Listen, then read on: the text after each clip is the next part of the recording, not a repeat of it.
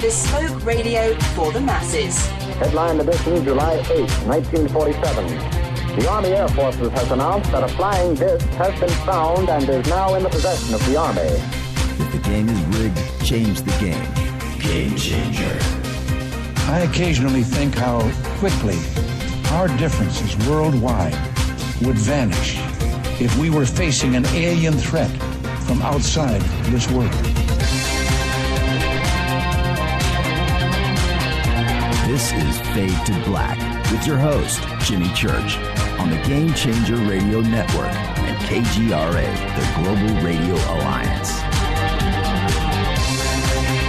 I need your help to get to the year 1985. You're listening to Fade to Black with Jimmy Church on the Game Changer Network. Hey now, how you doing? Yeah, man, Fade to Black. Bespoke radio for the masses. Yeah, man. Today's Wednesday, June 28th, 178 days into the new year, just 187 days left. We are live from a bunker somewhere in downtown Burbank, California. And I would like to welcome everybody listening all around the world, all across the United States, hither and thither, to and fro, back and forth, up and down, east and west, north and south, far and near. This is Fade to Black for KJCR, the Game Changer Network, and KGRA, the planet. I'm your host, Jimmy Church. What is cracking, everybody? How you doing? Beautiful day here in Southern California. And tonight we have a very special guest. That's right. The voice of Ancient Aliens is here, Robert Clotworthy. Yeah. This is a show I'm doing for me. Enjoy the ride. It's going to be a fun conversation. Tomorrow night is a best of replay because we will be traveling up to Izzard Ranch in the morning. And there you go. So we're going to be up at Izzard all weekend long with James Gilliland and his crew up there. It's going to be great. Thank you, Ashley, for all of your hard work. It's going to be a great time. Mark and Holly are going to be up there. Jason Quitt is going to be up there. Costas Macraeus and Hollis Park are going to be there. Hollis Polk are going to be there. If you are going to be in the neighborhood, you live up in Portland, you're in Washington, you're in Seattle, and you want to come hang out with us, just come on down. Come on down to the East City Ranch. All the tickets and information that you need are over at jimmychurchradio.com. Just click and go. And there are rumors. I got a call a couple of days ago. I'm going to throw him under the bus right now. Steve Murillo might be up there. Yeah. Yeah, he's like, hey, man, can I get in? It's like, yeah, you're Steve Murillo. So there you go. All right, so come up and hang out with all of us. I cannot wait to see Holly and Mark tomorrow. I know that they're listening right now.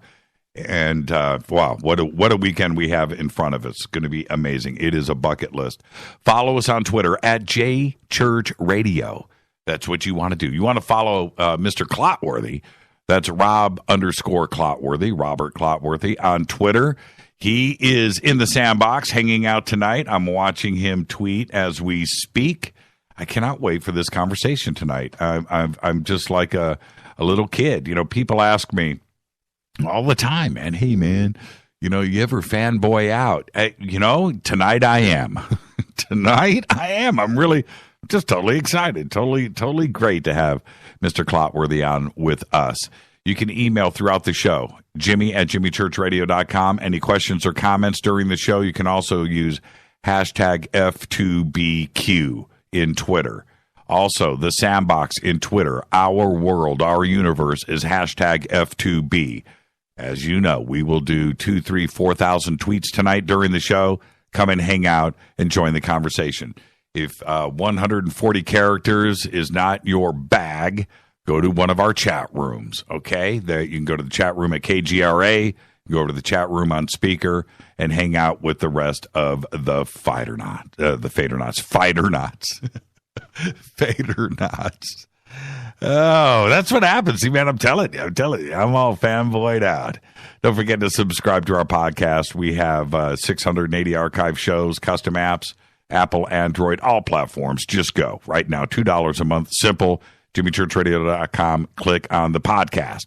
If you want to become a Fate or not, that's a different thing altogether. You go over to our membership area. Membership area.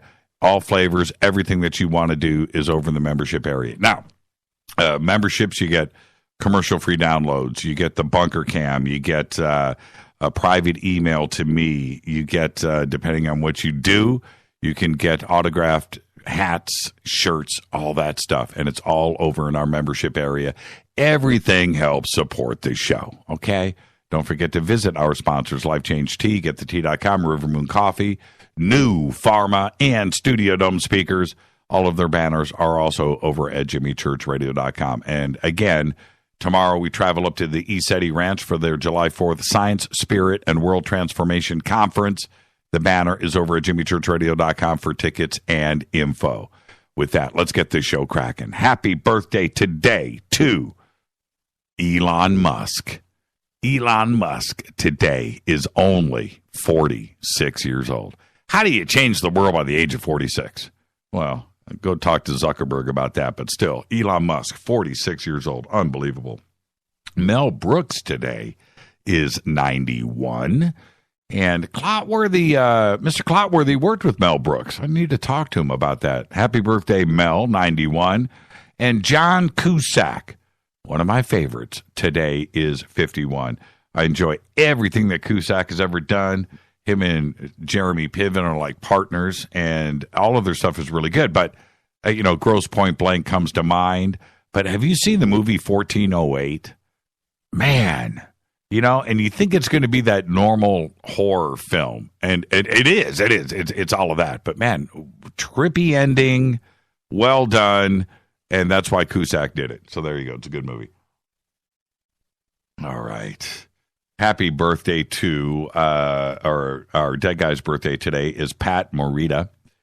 1932 to 2005, died at the age of 73. But, of course, he played Mr. Miyagi in the Karate Kid franchise. But I remember him first from Happy Days. Yeah. He was like the cook, right? Wasn't he the cook? On this day in history, OTD, 1992, happened right here in Southern California. Two of the strongest earthquakes ever to hit California strike the desert area out east of Los Angeles by 100 miles. Just before 5 a.m., a 7.3 struck in Landers, California, out in the middle of the desert. And then 3 hours later, a 6.3 hit Big Bear. And California shook. I'll never forget that, man. Looking out, watching Transformers blow up all over downtown Los Angeles. That was trippy, man. That was a trippy morning. That was just weird. It was scary. And it lasted what seemed like an eternity. Fader fact, World War I officially ended on October 3rd, 2010. Because on that day, Germany made its final reparations-related payment for the Great War, nearly 92 years after the country's defeat by the Allies. And that is a Fader fact. Tonight we have a very special guest here. The voice of Ancient Aliens, Robert Clotworthy, joins us. And I, like everybody else, have followed Ancient Aliens and Robert for years. But to find out, who is that voice? Who is behind it? Who is this person? That's a rare, rare treat. So tonight we're going to be able to have all of those questions. And for you, the audience, we're all Ancient Aliens fans, right? We all are. But you've often wondered, who is that guy, right? And as soon, Friday nights, you've got your popcorn and your drink and whatever you're doing, and you're getting your Ancient Aliens on, and you hear Robert's voice, and you're just like, right? You know what's about to happen. And it's been like that since day one. And so tonight, you get to meet Mr. Robert Clotworthy. So get ready for that. Tomorrow night is a best of replay. I might even do tonight's show as a replay for tomorrow. I think it's going to be that cool. All right. Maybe a little bit later on, we'll open up the phone lines too as well. But we'll be traveling to ECETI tomorrow. We'll be back on Monday, back on the air on Tuesday. We're taking Monday off for July 4th. Okay. All right. Well, yesterday, yesterday was a weird day. And I know that you guys are wondering, and we got bit yesterday. Now, I'm not going to get into the details about what occurred, okay, because I'm not going to just let whoever did what yesterday, okay, it was unsuccessful. We pulled through it, but it didn't work.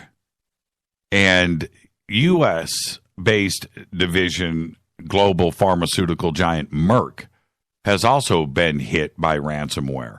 And the rest of the world right now is being crippled. Their computer systems all across the world, all day today, it is continuing. And check this out. This came from Merck. We can confirm our company's computer network was compromised today as part of a global hack. And that's what they said yesterday in their statement. Other organizations have been affected. We are investigating the matter, and we will provide additional information as we learn more. I published yesterday the red screen that was published out there. That's not a personal photograph. That's a stock photograph that went out on the web. I chose to do that. The company is currently experiencing a hostile ransomware attack on its network systems. And that was the internal Merck memo. While IT risk management and global security respond to this threat, please remain calm, end quote. Merck employees were instructed to disconnect all mobile devices from the company network and advised not to speak to reporters or post messages on social media accounts. Same here. Okay? All right. That's why I'm not taking this a step further. Computers at Merck facilities in Pennsylvania and New Jersey locked up at around 8 a.m. local time. The ransomware attack reportedly began in the Ukraine. Ukraine is heavily affected, but has since spread to corporate systems across the world, affecting the Russian state oil giant Rosneft, the international shipping and energy conglomerate Maersk, and the UK-based advertising and public relations company WPP, among others. Now, the amount of countries affected right now, it is climbing, but it's approaching 90. Maersk said today, we can confirm that the Maersk IT systems are down across multiple sites and business units. We are currently assessing the situation. Group IB, a Moscow-based cybersecurity company, said that hackers used a crypto locker called Petya, which blocks access to computers and displays a message demanding a $300 ransom payable in Bitcoin. The ransomware is similar in impact to WannaCry, a code derived from the United States National Security Agency, the NSA, and posted online by a hacker group called Shadow Brokers. A WannaCry ransomware attack shut down over 200,000 computers globally in May. Now, in the Ukraine, where the malware started, the massive cyber attacks targeted the country's government, banks, and companies, as well as the capital's airports. The attack was the same virus that hit Russian oil company Rosneft.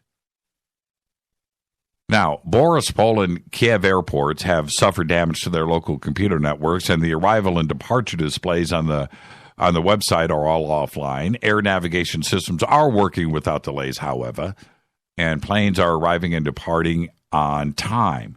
Aircraft maker Antonov, yes, has confirmed it was also hit, although the company spokesman did not specify the extent of the damage. Now, I want to say, well, let me continue here because there's a Russian connection, but yet an apparent Russian connection, but yet Russia is being hit just as bad as the Ukraine and the rest of the world. Okay? The Ukrainian prime minister said that no important systems have been affected. It was an unprecedented attack, but our IT experts are doing their work and protecting strategic infrastructure. This is a big, big deal. Their Chernobyl nuclear power plant where that huge meltdown occurred back in 1986, has had its radiation monitoring equipment knocked out by the mass cyber attack. Though most other systems are functioning as normal, but the official site, the ground, the official site of the power plant and the surrounding exclusion zone has been shut down because of the attack. The CEO of TV and radio company Lux has said that Channel 24 has also been hit by the attack, with part of its computer systems down. Some 80 companies and counting in Russia have been hit by the attack. Companies such as Mars, Nivea, and Alchan are all apparently affected by the virus. Despite Russian companies also being hit, Ukrainian security officials are quick to point the finger back at Moscow. Now, and this is a quote, already, on first analysis of the virus, it is possible to talk of Russian fingerprints. The National Security and Defense Council quoted Secretary Alexander Turchinov as saying, Now, I understand the finger pointing, but the fingerprinting is a whole different matter when it comes to malware, ransomware, hacking, and attacks. Okay, you can make anybody look like the perp. They do it with intention. And this is a very, very, very scary and big deal because it goes further. According to Edward Snowden, the Petya ransomware that spread across the globe yesterday was made possible thanks to Eternal Blue, a hacking tool used by the NSA to exploit a Windows vulnerability it left open for 5 years. According to cybersecurity company Kaspersky Lab, the latest attacks are a variation on the original Petya, which has been around since last year. I'm quoting Kaspersky here. This appears to be a complex attack which involves several attack vectors. We can confirm that a modified external blue exploit is used for propagation, at least within the corporate network, end quote. The NSA's hacking team, the Equation Group, or Tailored Access Operations, lost control of its trove of hacking exploits, and last August, a group calling themselves the Shadow Brokers announced it had access to those tools. Back in April, the group released some of the tools. I have been covering this completely on Fade to Black. Those tools were verified by Snowden and The Intercept. The release included an exploit called External Blue, which uses Microsoft Windows Server message block vulnerability to access computer systems.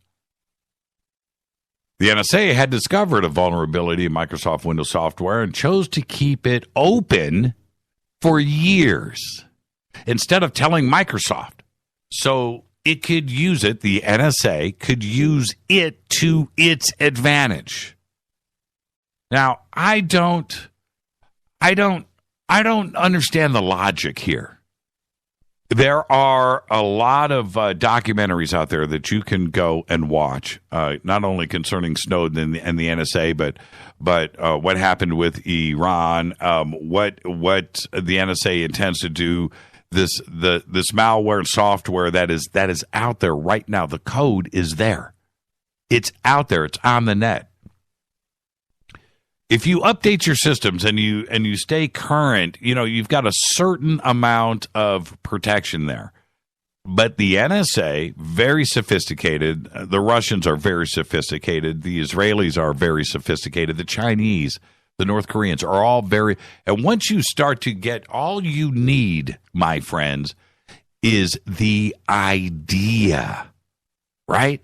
And that's what the NSA did. They sat down and they came up with an idea, a list of requirements, the idea list. And you know what? You're going to be able to get it done. You're going to be able to get it done. And so now the idea is out there for these guys. They look at the code and they see how it's doing, how it's lying dormant, how it's doing this, how it's exploiting this, how it's looking for this, how it's looking for machine control. It's out there doing its thing. Stays invisible, right? Until something happens. Maybe it's a date, a time, a number.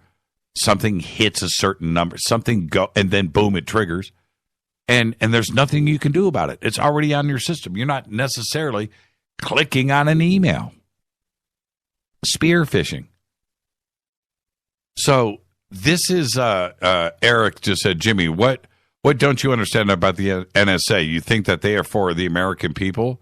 They're for themselves. Yeah. Are you even listening to me right now, Eric? Listen to me.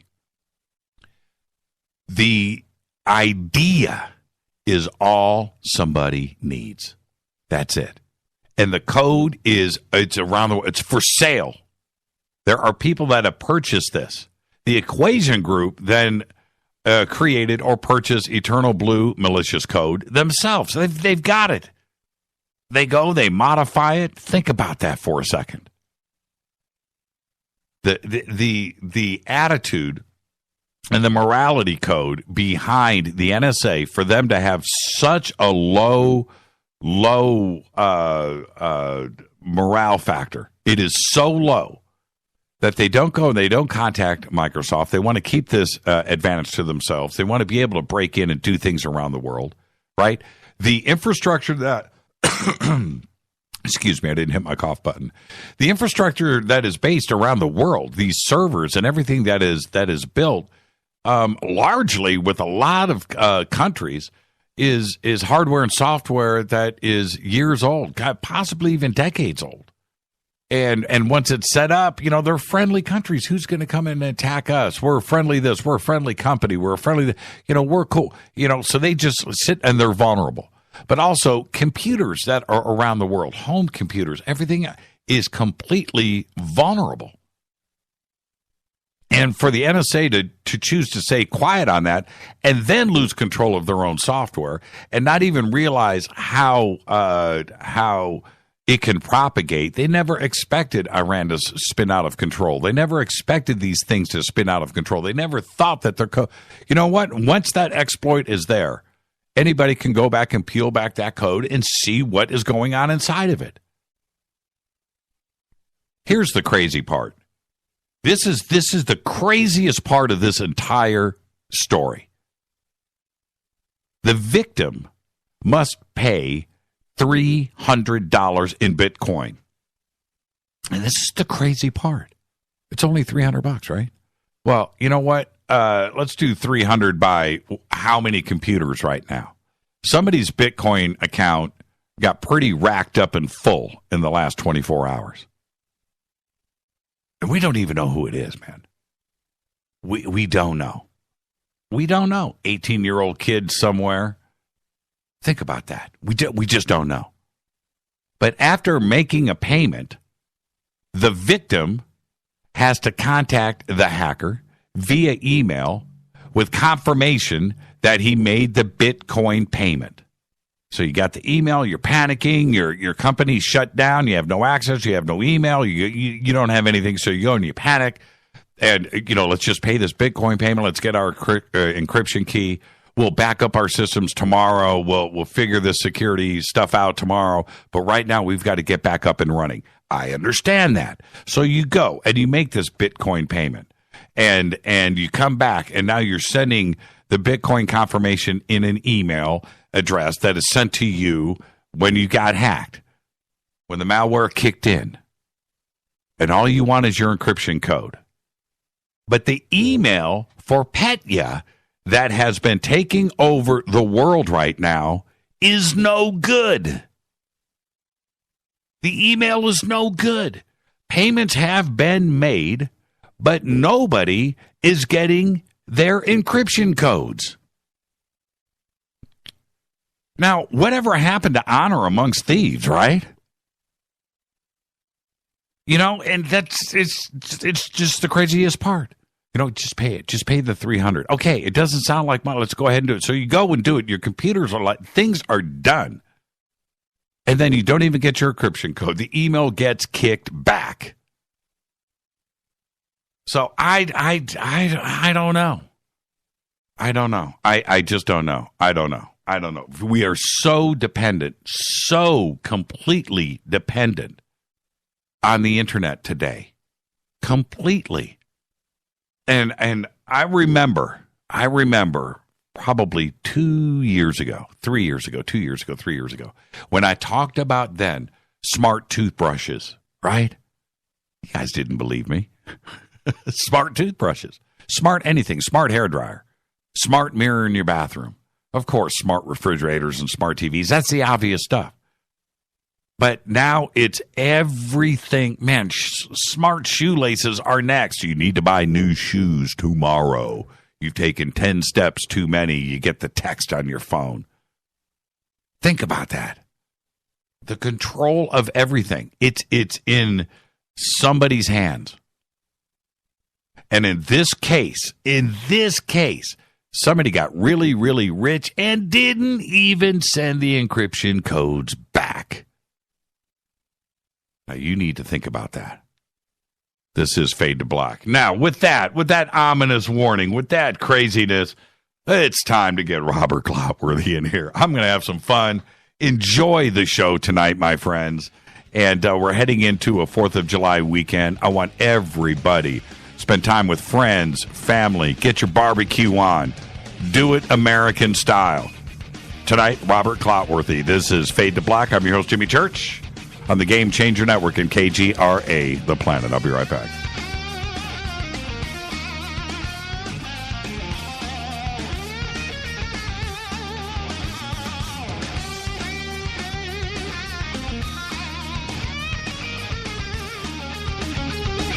Hey, Jimmy. Oh, I'm not ready. No. Too much pressure.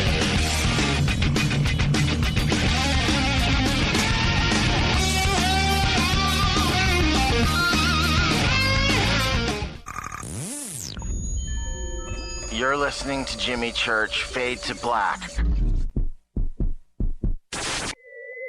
Fade to Black will now pause for alien identification. The station that talks the net. KGRA Radio. When you take the beans from Central America with dashes of Indonesian and African mixed in and then roast it to the dark side of Fade to Black, you create the ultimate brew of fringe. Introducing the Fade to Black blend from Rivermoon Coffee. Yes, Rivermoon's darkest customized roast was created for the love of Fade to Black. The alchemy of masterful roasting and smoking the beans is in every sip of this full-bodied, dark Java. I need my coffee dark, deep, with distinct bittersweet chocolate highlights, just like the bunker. Leaning further into the darkness of the roast is Fade to Black blend from Rivermoon Coffee. Just click on the banner at jimmychurchradio.com and use the promo code F2BBLEND for 15% off of your order today. Go Beckley Teppy. Hi, folks. Let's wind the clocks back 60 years. Food was different. Food provided health and nutrition, and using supplements was minimal. Unfortunately, now we have chemicals, GMOs, herbicides, and pesticides that can be quite lethal in the name of our food supply and, of course, the ever-loving dollar. Supplementing our diets can be very important to stay healthy. Cleansing from daily intruders to the body might be critical. Live strong and take charge. Log on to getthetea.com. Our herbal tea is a great way to cleanse from intruders. Our supplements is a great way to maintain and improve your health. When your health is not up to par, go to getthetea.com. No GMOs, no fillers, and organic, and very helpful in keeping you at the top of your game. Life is too short to feel, you know what I mean. Stay in the game, at the top of your game with getthetea.com. That's getthetea.com. Again, getthetea.com. 9 out of 10 geneticists agree. Fade to Black is not your father's radio show on the Game Changer Radio Network and KGRA, The Planet. Win big with with KGRA this summer. Tickets and hotel accommodations to the biggest conferences, autographed books and DVDs, chances to win all-inclusive conference cruises, and private dinners with your favorite KGRA hosts. Click the contest tab at kgraradio.com for your chance to win big this summer. Your contact for the best alternative talk radio on the planet. kgraradio.com. Hi, this is Rob Reiner from Anvil, and you're listening to JimmyChurchRadio.com. What's up? I'm Kristen. What up? This is Caan, and you're listening to Jimmy Church Radio.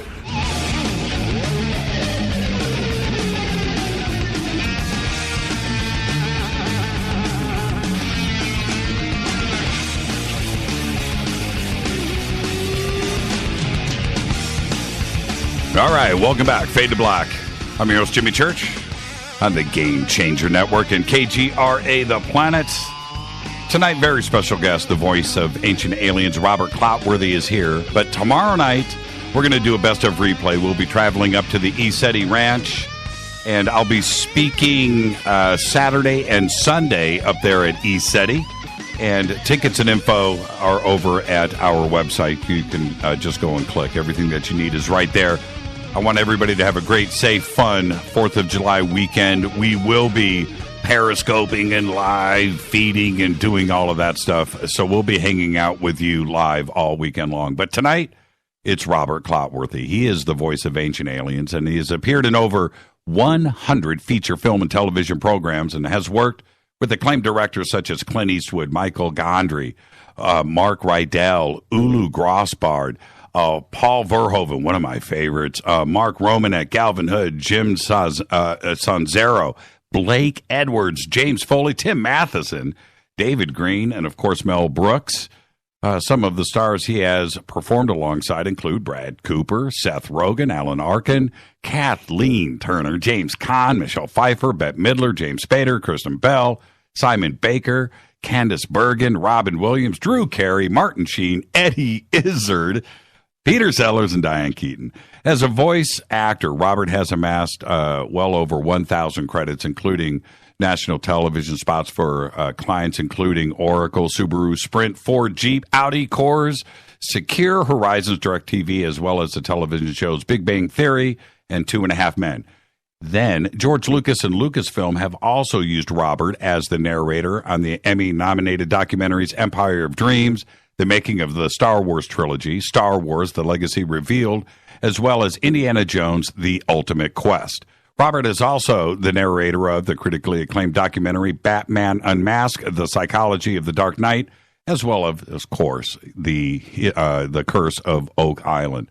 Robert is also the voice of Jim Raynor in the award-winning StarCraft series and was named one of the top 10 gaming heroes of all time in a reader's poll by GameSpot. Robert is also a starring role in the upcoming Pixel television movie Groomzilla. I'm going to find out about that. And he currently teaches voiceover technique in Los Angeles, and in 2017 had the honor of being invited as a guest lecturer at Yale University. No pressure there, right? Up in New Haven, Connecticut. His website is robertclotworthy.com. I would like to welcome for the first time, man, I'm out of breath, the one and only Robert Clotworthy. Robert, good evening, man. Well, that was quite an introduction, Jimmy. I mean, I want to get to know that Robert Clotworthy. He sounds fascinating. You know what's funny? Here I am bringing you on, and I'm not allowed to trip up on one word, man. But of course, I muffed it all. So there you go. It's all good. It's all good. Thank you very much. I'm happy to be on this show. I'm really excited about it, actually. And Robert, before we get started, you get the first time guest disclaimer, and I know you've heard it before, but you're in the hot seat tonight, so you get the first time guest disclaimer, which is this. It's just you and I sitting on my couch having a conversation as friends. Where we start, where we end, but we're going to end as friends. You ready to go? I am ready, Teddy. Okay. Now, this is what I want to do. This first segment, I am going to ask you the things that, if you were sitting in my house, literally, that's the conversation I want to have right now. We'll move on to the ET stuff and Oak Island, and we'll talk about all of that in a little bit. Okay. But the voiceover industry, this is where I'm going to start. Is it easier to become a Formula One race car driver or a voiceover artist? I think probably being a Formula One driver, because first of all, I'm a fan of F1, but there is a graduated level of. I mean, there's a path that leads you to Formula One. You start out as a kart racer, you go into different categories. Eventually, you build yourself up into Formula One. With voiceover, it's the friggin' Wild West. There is no set plan or set way to get to be a successful voiceover person. You have to have the chops. You have to have, I found that most of the voiceover actors that I know that are successful have great acting backgrounds. It's a lot of people think it's just the voice, but it's really a lot more than that. So there's a lot of people that try it that think they got what it takes and then realize it's a little bit tougher than they anticipated. And it's extremely competitive. I mean, the people that are out there that are doing it work a lot. They enjoy what they're doing, and they don't want to give up those jobs. So you've got to be really, really good to take our jobs away from us. So I know it's a long-winded answer, but I think it's easier to go to the moon and back, to do just about anything other than voiceover. But at the same time, for me and for the people that are successful who are working, it is pretty easy because this is what we do. Right. I tell people it's like if you were to go to a doctor and you needed to have your surgery on your leg, and the doctor said, "Oh, wow, that's going to be really tough. I don't know. I mean, I have to get you into the operating room, and I have to bring in other people, and I have to do anesthesia, and it's the kind of, and if I make a mistake, you don't want that kind of a guy to be your doctor. The guy that knows that it's difficult. You want the doctor that says, "Hey, no problem, easy peasy. You go in and out. I've done 1,000 of these. It's no problem." But to get to the point of where it becomes easy, you have to put in a lot of work. It is so vicious. The voiceover business is so vicious and so competitive. In fact, I would say that the entire planet doesn't even have a clue. They really don't. And I meet people all the time, Robert. So do you, that come up and they've got a voice and they've been told their whole life, "Hey, you should go do voiceover work," right? And they hear this over and over again, and they think, "Oh, all I got to do is just go and do it." Yeah. And it's not that kind of party. And then this is the other thing. I'm going to make you laugh, but how hard is it to get an agent? You can't even do that. It's really tough. I've been working since, and thank goodness, working consistently professionally since I was 15 years old. So I've never not had an agent. I've never had to go through that struggle of trying to find an agent in the beginning, coming in cold. So I look at the actors that are coming to Los Angeles. Of course, everybody ends up in LA because that's one of the major markets that you need to be in if you want to compete in the business. And it's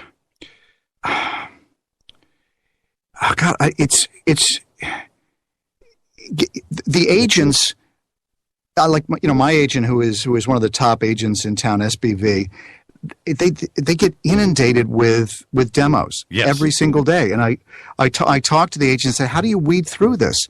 And generally, the only way that they really listen to it is if it comes through a referral, somebody that they know, a client or somebody that they really respect, a casting director. That'll move it up to the top of the list. Otherwise, it kind of gets listened to, maybe not. And then again, you have to go beyond just having a good demo. You have to have one that's really competitive. And a lot of people don't understand what a competitive demo is, or how much a competitive demo costs, or how much work is involved to get yourself to the point of where you can actually put together a competitive demo. That's right. And then you also have to market it well. You have to get a website. If you just send a demo tape in a brown paper bag, the agent's going to look at it and say, "This person's not really serious." Yeah. So you got to market it as well. Yeah, the amount of stuff that never gets listened to, checked, heard, responded to, it's probably, that famous 99.99% quote, right? Right. That's probably it. Right. Forget it. It is not. And no voiceover guy or gal is going to give up their agent to their buddy and possibly lose work. It's not going to happen. But at the same time, if you're really good, you will succeed.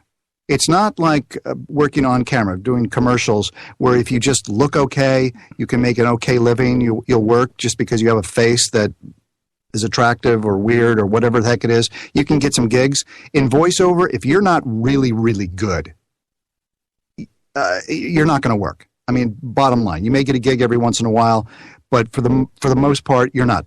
For example, today, I had an avail. I'm sure you know what an avail is. Means that they're interested in you for a particular product. And it was kind of funny because my agent called me up and he says, "You're their third choice." He goes, "I've never heard this before." Oh, no. I said, "The third choice?" I thought that was so bizarre. Do you audition? Oh, of course. I audition all the time. Oh, really? I mean, that's the gig. Yeah, the job is trying to get the job. You have your set gigs. I've got my Ancient Aliens. I've got my Curse of Oak Island. I've got my Oracle. I've got people that hire me all the time consistently. But every day I'm auditioning for new stuff. Every day. Really? Your agent doesn't have a no audition clause? I wish. No, thing is, everybody auditions. Even major stars audition. And they don't always get the gig. Why? And that's the other thing that most voiceover aspiring VO actors that they don't know is an actor is usually a first choice because an actor can act. Right? Yeah, they can act and they know how to go into that zone immediately, naturally. And that's another part of voice because it's voiceover acting, and it's not just having golden pipes. That isn't what necessarily gets you the gig. And that's why actors are usually probably first call on that. Yeah. And I've just noticed that when I go to these auditions, and voiceover auditions, not commercial auditions where it can be anybody. But if you go on a voiceover audition, you start talking to the actors there, a lot of them have heavy theatrical experience. Either they've worked on camera a ton, or they've worked in the theater a lot. They've got advanced degrees. Here's a for instance. I worked on a film called Xander Cage XXX. Terrible movie. It was the Xander Cage movie. I don't know. Yes, Vin Diesel or whatever. Yeah, we've all seen it. Yes. Yeah, and I was brought in as a voice actor. They brought in half dozen of us just to do different vocal things in the movie. And I was working with a guy. He was a Filipino actor, and I'm talking to him, and turns out he was nominated for an Olivier Award as the role of he played the role of the engineer in the West End production of Miss Saigon. He's now currently starring on Broadway in Miss Saigon. Right. Now, and this is a guy who is on the set with me, and we're doing grunts and groans. I don't know if anybody knows what ADR looping is. You go in there, and it's, okay, this guy that's falling off a motorcycle. We need the sound of him falling. So you go, whatever it might be. So here is the Olivier Award nominee going, Now, was he overqualified? Probably. But everybody there was overqualified, which means that, but everybody wanted the gig because it was a nice paying gig. You get residuals, what's to turn down? Right. But people don't understand the level of competition that's out here. What people think you can just go in and take, a 6-week voiceover class and you're ready to compete against us.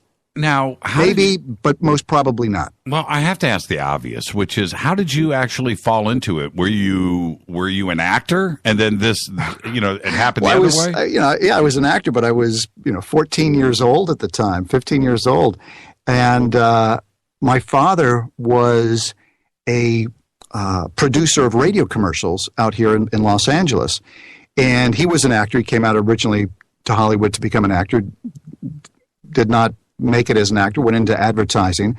But as a kid, I would go down with him to the recording studio and I would be around the greatest voiceover actors on the planet that would all come in and do different radio spots for him or TV spots. And I remember that Jerry Stiller was there, and Ann Mira, right. and Dawes Butler, and Mel Blanc, and I mean, you name it, Gary Owens, you name it, they were all in there. And I watched them work, and I thought, my goodness, this is so amazing to me. I just fell in love with the theater of the mind, of what they were doing. They were creating something out of nothing and having so much fun. And as I grew older, I kept bugging my father, I want to do this, I want to do this, I want to do this. He eventually relented and said, okay, I'll introduce you to a couple of casting directors that I know. They introduced me to an agent who actually had a wonderful, wonderful workshop for his young clients, where on Saturdays you'd go and you work on improvisation, you'd work on dance, you'd do singing, you'd do scene study, you'd do all this great stuff. He took me on as a client. The first audition I went on, which was an on-camera commercial, I booked. The third thing I went on, I booked. The fifth thing I went on, I booked. So I was off to the races. And then my father eventually, once I started getting a little bit of traction, started getting me more and more involved in the voiceover side, because that was where his real friends were. And you know, I'm a big believer in that when a door opens, you walk through it, and I've tended to do that in my life, and whenever I do that, good things happen. Now, Gary Owens, every time that I intro my show, I say we're live from a bunker in downtown Burbank, right? And I think of, trust me, Gary Owens is who is in my retinas at that moment, right? Yeah. And I love Gary. Did you get a chance to, take something away from him? What was he like? It was more, I just loved his, because he was also the voice of Space Ghost. Yes. Which was, one of my favorites. So I loved the silliness that he brought to the session. I mean, as a kid, I just remember him being really sweet and funny. But as an adult, I would run into him at auditions, and he was still this goofy, crazy guy. There was this one casting office where they have a photograph of him from Laugh-In, where he has, he used to hold his hand up to his ear, the old techniques. You can kind of hear what you're doing. But it was a fake a fake hand that was glued onto his ear. So it wasn't really his hand. So I just remember him as being just this real eclectic, interesting guy with a bad toupee, really bad toupee. Now, were you in the Valley at that time? Yeah. What was just indulge me for a minute? What was Burbank like back then? That's where we live now. Love Burbank today. It hasn't changed a whole lot. I've been here for 30 years, a little over that. But what was Burbank like back then? It just must have been a magical place. Well, the whole valley was kind of interesting because it was much more wide open. There were still orange fields and orange trees, and it was more kid friendly. Right. The 101 freeway was still there. Was always a nightmare, but it was it had much more of a small town feel to it. Was there the whole, because there were so many different subcultures that were going on. You had the skateboard world that was kicking off. You had what was going on in Hollywood in the music scene. You had what was going on over here in the Valley, like you're referring to the family environments, and But what clique were you in? Because there were so many different, the hippies. Everything was going on at that time. Well, it was. I was in the west end of the Valley, in Woodland Hills, right, and I guess it was more like this. We really got into skateboards. I really wanted to surf, but I was, and my skin is so pale. It's like what Woody Allen says: I don't tan, I stroke. So I was never able to really kind of do that. But I kind of saw myself in that way a little bit. I had blonde hair, but I was kind of nerdy and goofy.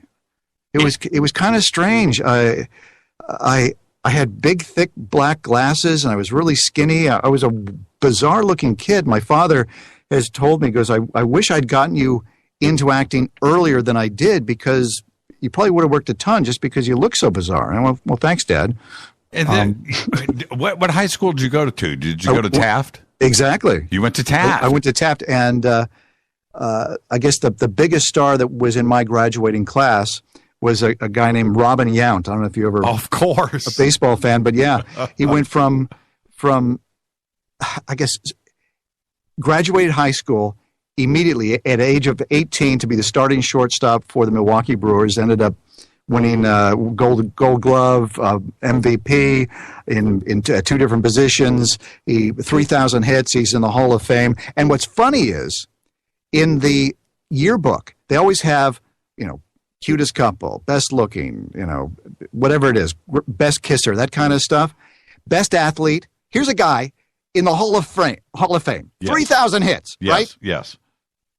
He was not the best athlete. Some guy who was, the football team who probably ended up just putting on 200 pounds and had a cardiac arrest as the guy that ended up being best athlete in my high school. So you can tell I'm not bitter. I just realized that they were all idiots when it came to what was happening around them. Well, Taft High School also, it has managed over the years. There's a few high schools that are like that, but Taft has cranked out a lot of celebrities, a lot of pop culture icons have come out of that high school. Yeah. Athletes, a ton. Yeah. I don't know what it is about Taft. It's certainly centrally located, right? It's right there, Woodland Hills, Reseda, whatever. But I don't know, man. I don't know if it's the water, but Taft High School. Maybe it's the heat. Maybe it's because it gets so friggin' hot in the summer that you just to survive, you have to be in phenomenal shape or be very clever. Did you know Ice Cube went to Taft? I know that Ice Cube went there. Also, Brenda Carlisle went there. Yep. And the two girls from Prince's band. You know what? That's not Sheila E. Sheila E. No. But it'll pop up. Somebody will hit me in Twitter. But yeah, it's something about Taft High School. Now, okay, we're going to hit a break here in about 4 minutes. I want to touch upon a few other things. Some of the hangouts back then in the Valley, like Sherman Oaks Galleria, and did you do all of that stuff too? I was more the Topanga Mall. Oh, we went to the Topanga Mall, yeah, and also we had drive-in movies at that time, so you could go to a drive-in movie theater. Did you make which it over? Was fun. Did you go over to the Sunset Strip? Did any of your friends have a driver's license? When I moved from the Valley, I had an apartment 1 block above the Sunset Strip, right in the heart of it, right? Sunset Plaza, right a block away from Tower Records. And I lived there for, 10, 15 years, and it was wild. Yes, I did the same thing. I lived across the street from the Whiskey on Clark and Sunset. I was on Shearborn. Yes, Shearborn. There you go. Okay, just a block east of Horn. So Jimmy Connors, the tennis pro, lived across the street from me. Connie Chung, the newscaster, lived around the corner. Yeah, it was fascinating. Wasn't the Sunset Strip back then? You look down, walk down, do whatever. And to look to the right and to the left and see 10, 20,000 people out on the streets every single night of the week, all year long. It was crazy. And I was down the street from a Comedy Store and had a lot of friends who were comics, and they would call me up at, say, midnight and say, Richard Pryor is working out some material right now. You want to come by? So, 12:30 at night, you go shooting over and watch Richard Pryor. I remember seeing Sam Kinison. Sam Kinison was the doorman. That's right. At the Comedy Store. And I saw him do his act at, if you go on at midnight, it's not really the best time. So Mitzi gave him like 5 minutes and killed me. It was hysterical. Yeah. Robin Williams was there. I mean, it was so much fun. Now, you mentioned Sam Kinison. I worked for Sam for a little bit, and one of the coolest guys, funniest guys ever. And a unique character. Did you get a chance to hang out with him a little bit? Not a lot. I mean, I knew Tom Wilson pretty well, right? Who was very, very good friends with him, and I think Andrew Dice Clay I'd met a few times. Right. I didn't really hang out with Kinison. I met him a few times. I just remember when I first saw him perform his thing, and he did that scream, and it was so hysterically funny. It just came out of nowhere. And he always wore that long coat and the little beret. Yep. And it was just hysterically funny. Hysterically funny. And then he would go back and he'd work the door. I really mean this. That moment from In Time on the Sunset Strip, it was something that just happened, right? You can't force that stuff to happen. Yeah. It's an organic thing, and it just happened. And I look back, what a wonderful time. I cannot believe that I was here for it and got to live through it. But they're trying to bring that back, but it's force-feeding it. You can't do it. I remember going across the street once, and there was a restaurant called Le Dome. Yep. And Muhammad Ali was there. Muhammad Ali. Right. I was walking by, and I'm thinking, oh, my goodness. I was turning a corner once to go to my house, and I almost ran down Al Jarreau in a crossing the street. I saw in front of Gil Turner's. I walked across, which is a liquor store there. Not that he was there, but Anthony Hopkins and I walked across the street together. I mean, you'd run into people all the time. I saw Ringo Starr at Tower Records. I saw George Harrison driving down the street. I was driving down Sunset, and I was behind a Cadillac, and there was this little head, this old guy was driving too slow. I was pissed off at him, and I was honking my horn because he was taking too much time. I whip around him. I was going to flip him off, and it was George Burns. I said, okay, drive as slow as you want, Mr. Burns. Yeah, he got a pass card. He got a pass. He got a pass card. Gil Turner's. Wow. Yeah, man. All right, let's take a break right here, and when we come back, we'll just jump in feet first and get into this world that you have now found yourself in. And as I roll the music here, is this? You can just answer yes or no. Is this UFO community just about the craziest, funnest thing ever? Yes. That's what I'm talking about. Our guest tonight, Robert Clotworthy. When I come back, I'm going to feed Robert a line. Let's see if he can feed me a line back. I'll be right back. This is Fade to Black. I'm your host, Jimmy Church, on the Game Changer Network and KGRA, The Planet. More with Robert right after this short break. Stay with us.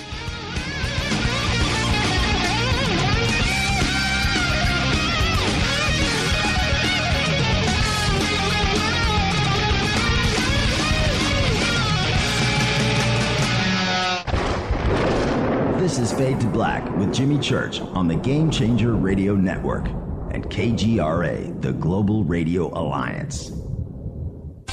This is KGRA Digital Broadcasting Station, Salt Lake City, Utah, Van Buren, Arkansas.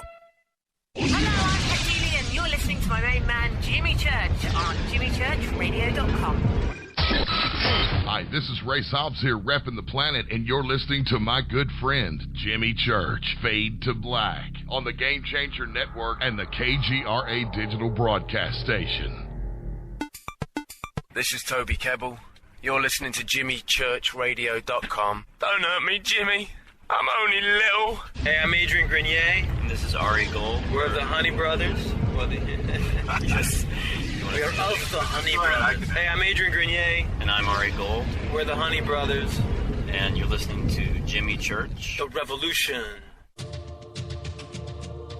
Ancient Life Oil. Life-changing. The real oil. CBD is truly Ancient Life Oil from the source. This oil has no psychoactive effect and is also legal in all 50 states. When you're healthy, you're happy. The truth about this wonderful plant is that it wants to give back to mankind life, longevity, and happiness. Ancient Life Oil are golden grade, all organic, non-GMO, and infused with high-quality liquid coconut oil. It's simple. Just go to ancientlifeoil.com today. That's ancientlifeoil.com. The best, purest, organic, and non-GMO CBD in the world. Go Beckley Tappy. The statements made regarding these products have not been evaluated by the Food and Drug Administration. These products are not intended to diagnose, treat, cure, or prevent any disease. Please consult your healthcare professional about potential interactions or other possible complications before using any product. What's up, Fadernauts? Studio Dome loves Fade to Black and the F2B audience so much that they have put together the ultimate stereo Bluetooth system. They've done it just for you. Man, check this out. The Studio Dome SBB2 stereo system is here. It's featuring 2 Studio Boombox 2 SBB2 wireless Bluetooth speakers, packed in its own custom hardshell case. This Studio Dome system features the very latest in stereo Bluetooth technology. The 2 full-range boomboxes are in true wireless stereo. You've got to hear this. It's amazing. It's just $129, and use the promo code JCRTWS, and you'll also get free shipping.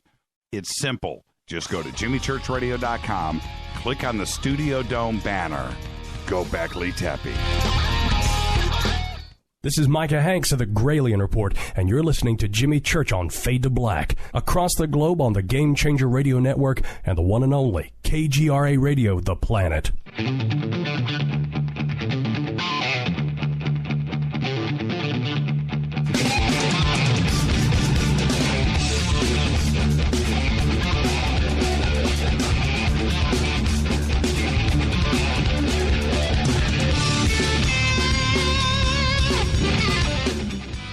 Welcome back, Fade to Black.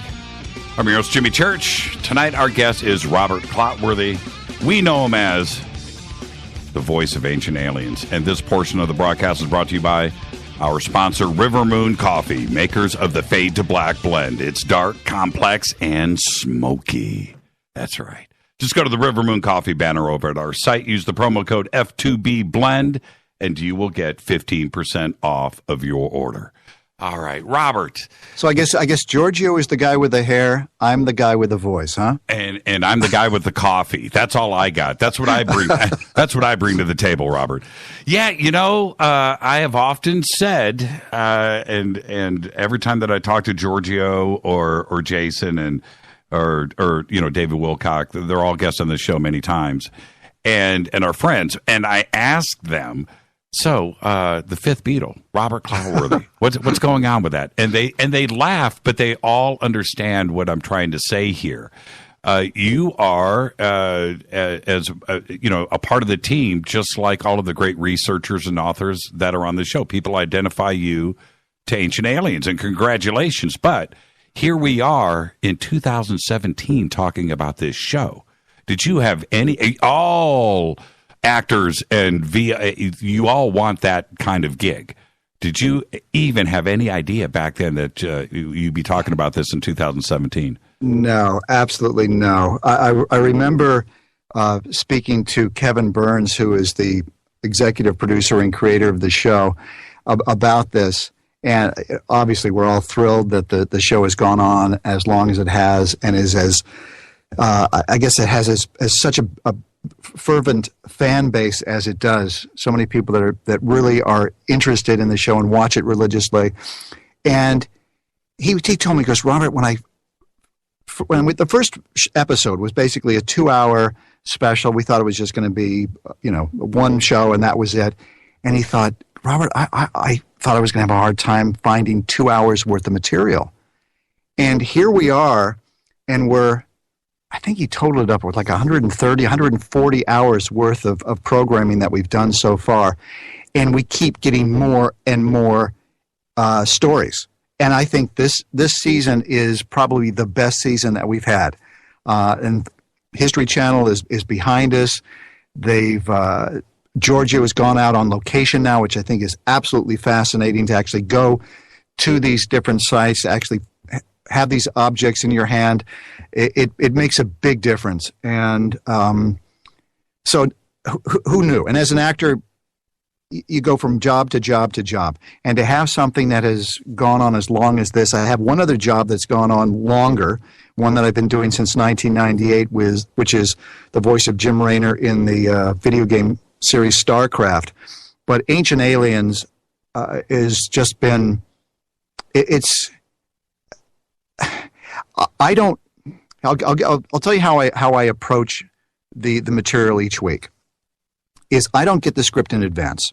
In fact, I'm doing an episode tomorrow, and I think the title of the episode is called Book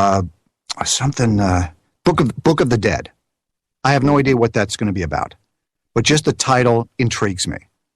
And I'll get the script, and I won't really read through the script. We'll just start. I'll look at the first section. Maybe it's 3 or 4 little paragraphs that I have to say. I'll read it out loud just to kind of make sure I know what the words are and also get a sense of what's happening. And I allow my natural curiosity or my natural reaction to the material direct me as to where I need to go. Because sometimes I'll read something and I'll think, oh my goodness, this is mind-blowing. This is amazing. And I want that to be organic. I don't want to rehearse that feeling of amazement. I'd rather just experience it. And so, you have to be a good reader to do that. You have to be able to sight read pretty well and be able to pull the words off the page quickly. Right. And basically, we do a couple of takes. That's it. And unless there's a mistake or they need to do a rewrite, which they often do, that's what we go with. Now, take me through the process. Do you record at home, or no? So you go to a studio? Yeah, I go into the studio. I have it. We have this great studio that we use, SSI, over in Hollywood. Nice. I always try to go in at 2:00 in the afternoon. The reason for that is because, God, I'm telling all my secrets here. That's right. Is they have it's a very well run recording studio. They're very busy. They have a lot of people that are there, and they bring in a chef to cook lunch for everybody that's there, and it's always an amazing meal. So I like to go in a little bit early because they serve lunch at around 1:00. So I go in there about 12:45. I can relax. I have myself a little something to eat. I can have conversations with some friends of mine that are there. The producer shows up, about 15 minutes before the session. He and I kind of talk a little bit. Then we go in and knock it out. Now, do you get direction, or do they just leave that up to you? Yeah, I mean, direction may be along the lines of, they want something emphasized a little bit, something, a little underlined. Meaning that in a sentence you want to make sure that I hit a certain element because that's key to what's going to be happening. Because I don't get to see the interviews with the theorists. It's there on the page, but it's just a transcript, and I don't really read what it is they're talking about.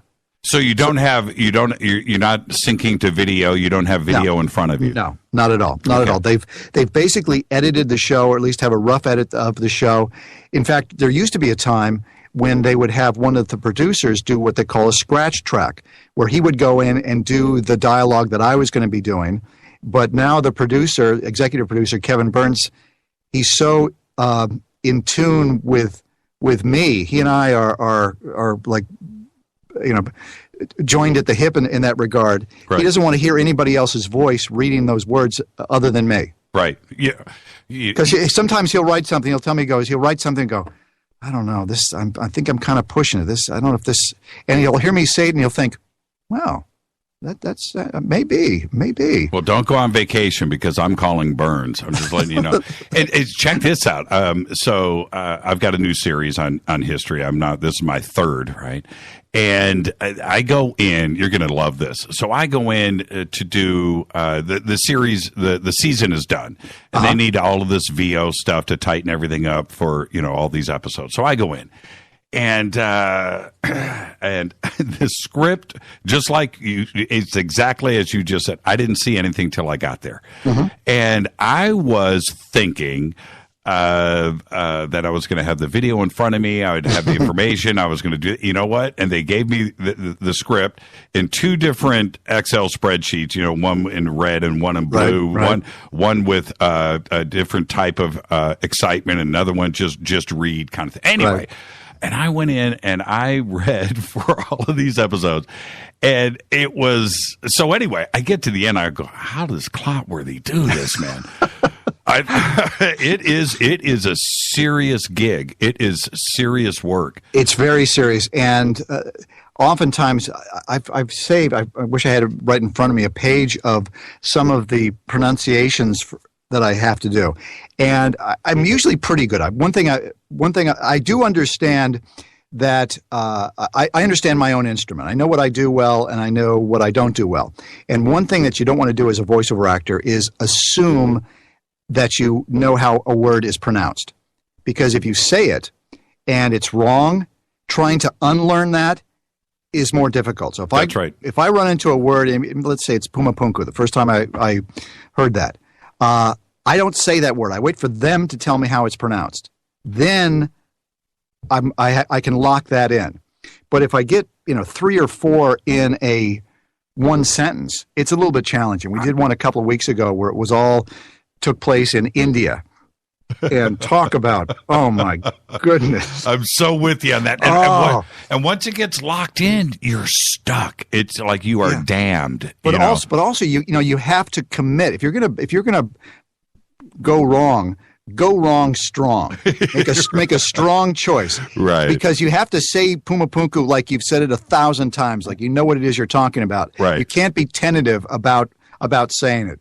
So, and I also I laugh a lot with this stuff because I'll see these words in a sentence and I'll think, and I'll tell them, I'll say, you people are cruel. Somebody's name, it's like got 11 consonants in it and no vowels, and I'll say, why couldn't the guy's name be John Smith? Why does it have to be flack tick a back tick a tick? Yes. Well, how long does it take you to do an episode? Well, the show is about, goes to about an hour, so it's like 44, 46 minutes, something like that. It usually takes maybe hour and 15 for us to knock it out. It's not real long. Okay. I work fairly quickly, and I've been doing it for so long that we're pretty much locked into the read. They don't have to change my attitude a lot. I mean, they obviously what we're doing is working, so you don't mess with that. Okay, I'm going to feed you a line. You ready? Okay. Okay, here's the line. Jimmy Church, an ancient alien theorist, agree that the Earth has been visited by extraterrestrials for thousands, if not millions, of years.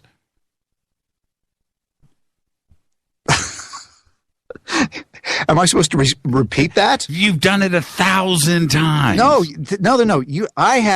They write this down for me. Okay, hold on. They have to write it down. Oh, okay.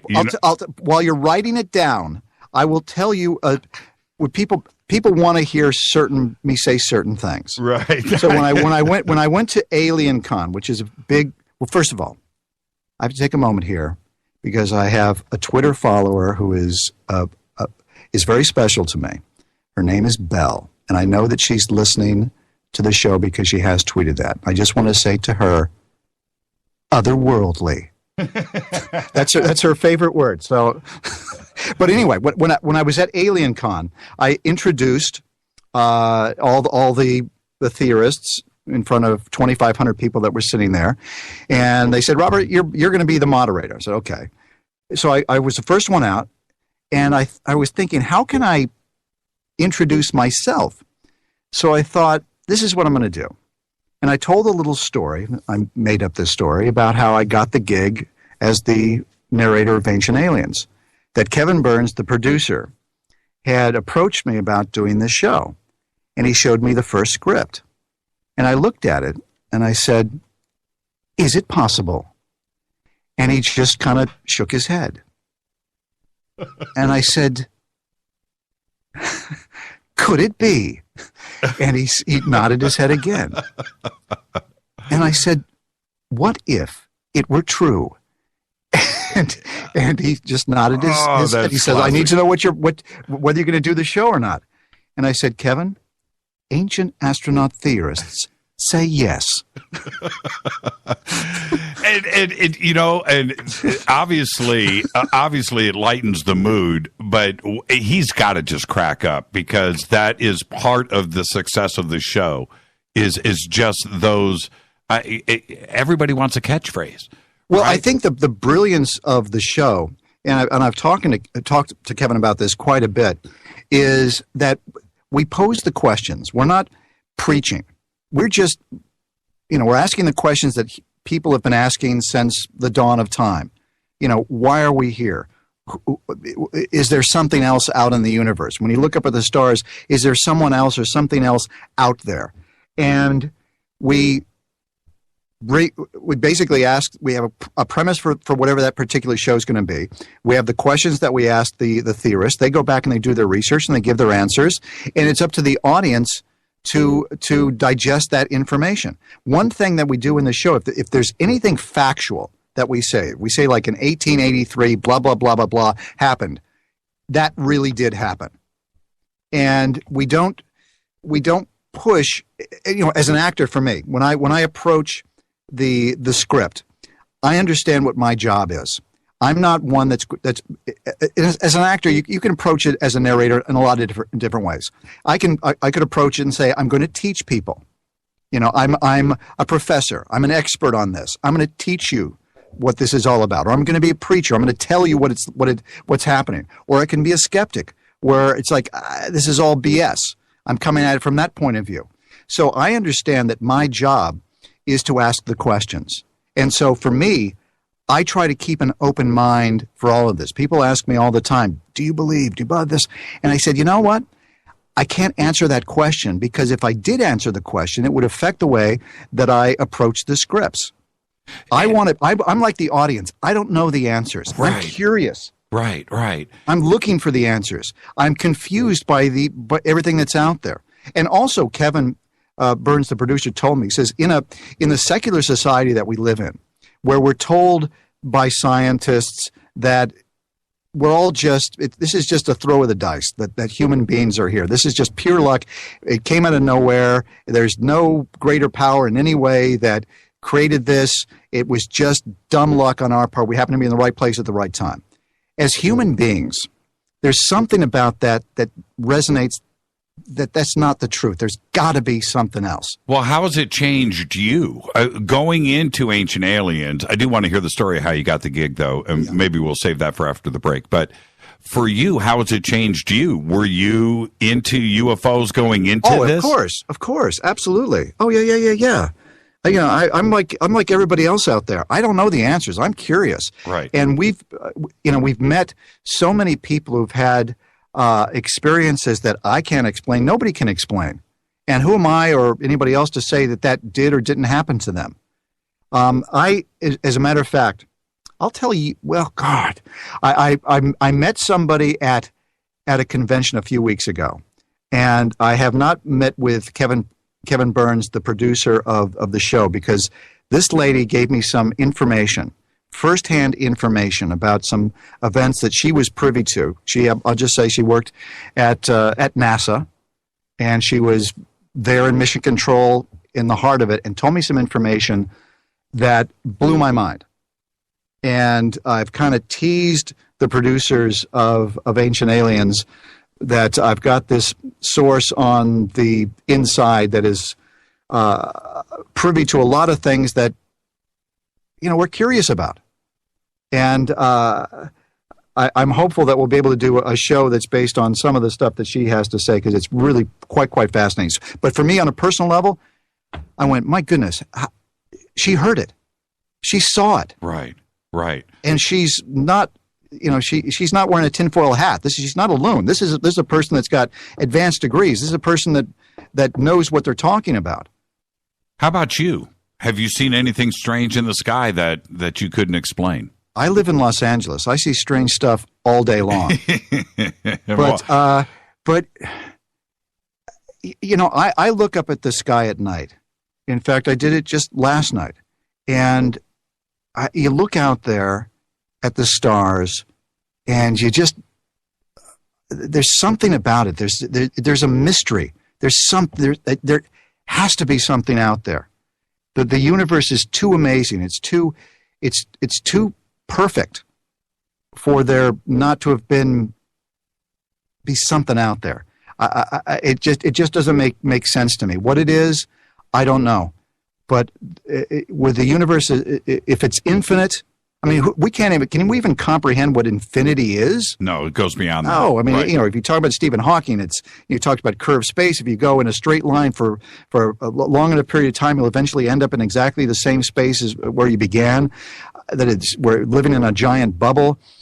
There was somebody that recently did a 3D animated drawing of the universe, of the known universe, and it's not just expanding; it's shrinking in places. All kinds of things that are happening. It's beautiful.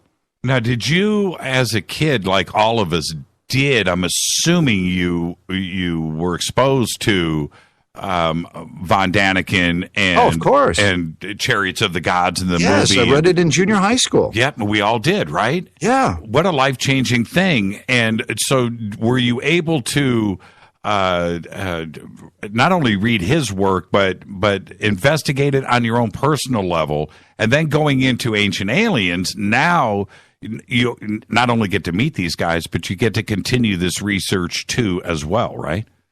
Yeah, and it's, I mean, I've become friends with Giorgio, and Giorgio, you and I discussed it the other day, has got a brilliant mind. He does. And he's this very sensitive person who has amazing curiosity, and he wants to know. He's it's like when we first met. He and I first met several years ago at one of the Prometheus Christmas parties, and he and I talk about fanboys. We were fans of each other. I mean, I was really excited about meeting him. He was really excited about meeting me, and it was like we were two souls that had known each other for a long period of time. And all of a sudden, now we got to meet up again. So there's a connection there. And I talked to Jonathan Young. I love the mythological side of things, the stories of different cultures and the similarities between them. Mm-hmm. And I just find that the collection of the theorists, everything that they bring to the table, is so fascinating. Rabbi Ariel Bar-Zadok is a fascinating guy. Linda Moulton Howe, amazing person. Right. I can just, to be up on a panel and to listen to these people talk, or to be in the the green room, so to speak, or backstage where we're just kind of John. It's fascinating because these people are all, they know their stuff. When it comes to Giorgio, and you and I were talking about this the other day, but with Giorgio, most people, and I understand, he's the dude with the hair, he's the meme guy. Well, that's how I introduce him on stage. Right. You have I say, we know him as Giorgio. The rest of the world knows him as the guy with the hair. Right. It was aliens, right? So, but what they don't know is that he is one of the uber smart people that you can ever sit down and have a conversation with. Oh, yeah. He's not a gimmick. He's not a show. No. The guy really knows his stuff. And he has ethics, his own personal life and the way that he runs his life and looks at the rest of the world. He's got morals and ethics and character that most people just want to make fun of him. They don't get it. He's so much more than the dude with the hair in Ancient Aliens. And that's one of the things that I respect about him most. Yeah. I mean, you can't give him a script and say, here, Giorgio, just say this. He's got to look at it and go, I disagree with this. I need to change this. I mean, he's very, he sticks to his guns, and I admire him for that. And when he goes to these conventions, he's like a rock star. When he goes there, he's got this amazing magnetism about him, this charisma that people just they can't get enough of him. It was weird. We were at one convention and he was just inundated with all these people, and he didn't have anybody kind of wrangling the crowd. And he's a very sensitive guy. He's got great, he's great empathy so he can feel what other people are feeling. And when he's being I don't want to say assaulted, but just with all this energy, all these people around him, it's a little too much to take. And I kind of went up to him at one point because he was, 100 people, 200 people were around him, and he looked like he was a little bit shell-shocked. And I kind of touched his arm. I said, Giorgio, okay? And he's like, Robert, oh, yeah, I'm good. I said, okay. And so it's all, just breathe. We're all going to get through this. I did the same thing to him. We were at a conference, and I walked up, and he came up. Anyway, the point is, we make eye contact, and we're trying to converge with each other. Right. And I'm like, dude, what the heck is going on? He whispers, he's like, dude, this is nuts, isn't it? Yeah. I was like, look at you, man. And I'm going to go outside and pimp some T-shirts after this, but look at you. And the the respect that he has from the crowd, he's earned all of it. I don't think that he's fully comfortable in those shoes. No. I mean, as an actor, I'm a little bit more comfortable because I've done that kind of stuff. But that's not his gig. No, he's a researcher. He's a more of a scientist, and to have this public attention focused on him is a little bit disarming. A little bit. It's got to be a little bit freaky. I mean, he's handling it very well, but it's still it's not easy. Yeah, season 1, we're going to hit a break here in 2 minutes. Sure. Season 1 clicks, and I watched like the first episode, the second episode, and it seems like forever ago. And then a friend of mine calls me from MUFON here in Los Angeles, and he goes, "Hey, man, have you checked out this new show, Ancient Aliens?" I said, "Yeah, I have, right? I've seen like 2 episodes, man. It's great." And he goes, "Giorgio is going to be speaking here tomorrow." I went, "Oh, the guy, really?" Okay. So I went down, just how the world has changed. I went down, it was raining. There was about 50 people there, 75 people, and Giorgio, and he comes in and he does his thing, and I met him and we talked, but 50 people, right? Think about that for a second. It was the beginning of everything, and I kind of felt the vibe, Robert. I kind of felt it was... that first Puma Punku, I watched that. Let me tell you something. I kept that on my DVR, and that Puma Punku's segment, I watched it. I watched it over and over again, and I thought, this is the show for us. Now, that's what's so great about the show is you can watch it over and over and over again and get more and more information. Yes, people do, and I do. When we come back after the break, what I do want to find out for you, like something like Puma Punku or Gobekli Tepe, some of these things that you guys have been presenting to the world.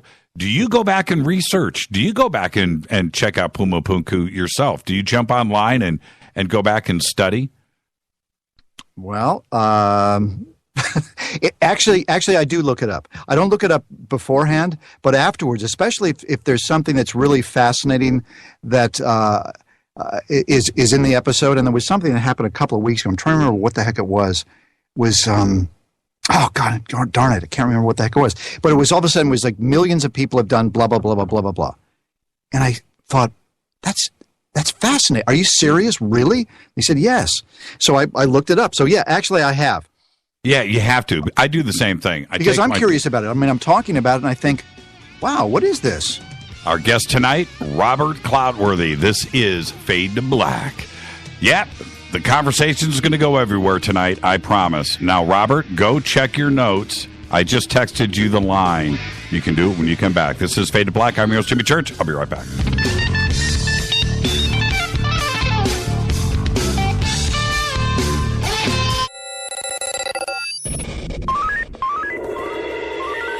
Way out here, we listen to Jimmy Church. You're listening to Fade to Black. Always on the edge of the hottest alternative talk. Jimmy Church with Fade to Black. KGRARadio.com. ¿Qué tal, mis amigos? Yo soy Mario Carson, el tiburón, y los invito para que escuchen a mi buen amigo Jimmy Church Radio. ¡Claro que sí! Hello, Fadernauts. This is Jimmy Church, and I'm introducing New Pharma, a company whose products are based on science. Human function based on the endocannabinoid system, or ECS. New Pharma firmly believes in this science, and their research indicates that support of the ECS provides the beneficial effects for a healthy lifestyle. New Pharma's science includes relief capsules for pain relief, sleep capsules, which are natural support for occasional sleeplessness. Foundation is support for your ECS, and Fit capsules support your active lifestyle. Just click on the banner at jimmychurchradio.com and use the promo code F2B for a 33% discount on all of their products. Or visit newpharma.com for all of the knowledge on the science. That's GNUpharma.com. Gobekli Tepe. So I get out of the shower this morning. I'm looking in the mirror, and not to brag, but my beach body is coming back. I'm not fearing shorts and bathing suits this summer. And thanks to naturesyouth.com, I'm here to help you too. The anti-aging experts, Nature's Youth RSF, they've developed an all-natural amino acid supplement that supports my body to naturally increase HGH levels without synthetic hormones. You see, HGH, or human growth hormone, it's produced by the pituitary gland, and it's essential for growth and regeneration of my cells and tissues. Elevated HGH levels can contribute to not only increasing my energy, improving my libido, and reducing my body fat, but overall improving my exercise capacity. Now, just by watching what I eat, doing a little exercise, and taking my daily dose of Nature's Youth RSF, I'm in a swimsuit, and I'm happy to be there. My beach body is back. I want you to get yours. Join me today and look better and less with help from Nature's Youth. It's easy. Go to naturesyouth.com. That's naturesyouth.com. And bring on the sunshine. You listen to us, and we listen to you. And so does the CIA. KGRAradio.com. Hi, folks. CBD is the home run hitter for health right now. Why, you ask? Because of what it does for the body. Unfortunately, I can't tell you all about the benefit. There's reasons. Do your due diligence and log on to ancientlifeoil.com. That's ancientlifeoil.com. Ancient Life Oil uses organic ingredients and is blended in coconut oil for some of the best benefits. Legal in 50 states and non-psychoactive. Log on to ancientlifeoil.com. That's ancientlifeoil.com. You are listening to Fade to Black with Jimmy Church on the Game Changer Network. Oi, oi, I'm Reese Evans. You're listening to Jimmy Church. This is Revolution. The revolution will not be televised. The revolution is on radio. Ciao.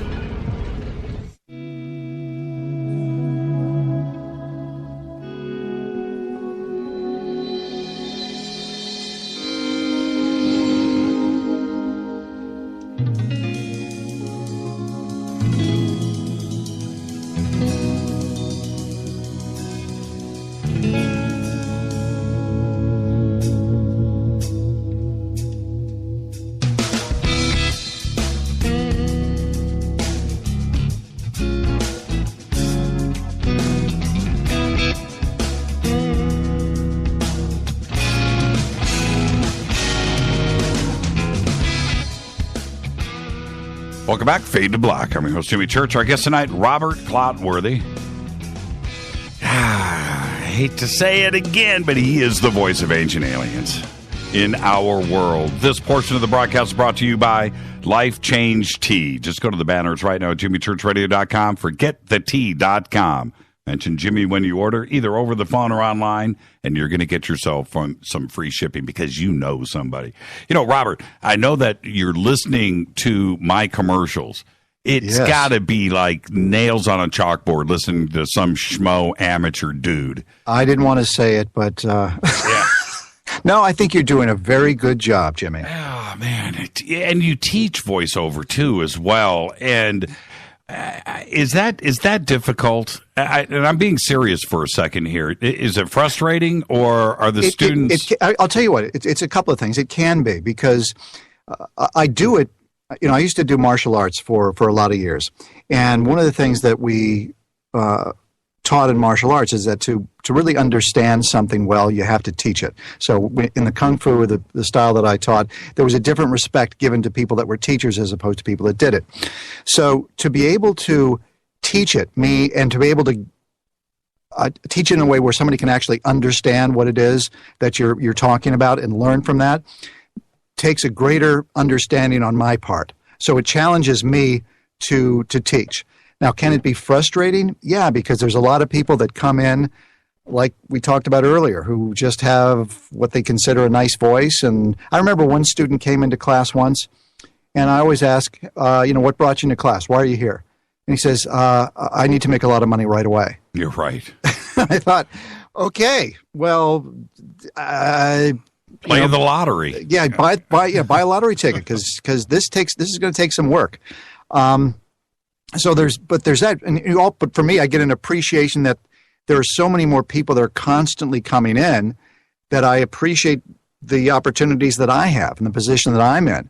So I don't get cocky thinking that I can't be replaced because there's new people coming in town every friggin' day. Yeah. But actually last week, I had an opportunity, a good friend of mine who teaches voiceover with young people, with kids. And I was thinking, do I really want to get in to help her teach a class for kids between the ages of 8 and 12? And she's a good friend, and she asked me to come down and guest direct. And I said, okay, I'll do it. I'll do it for you.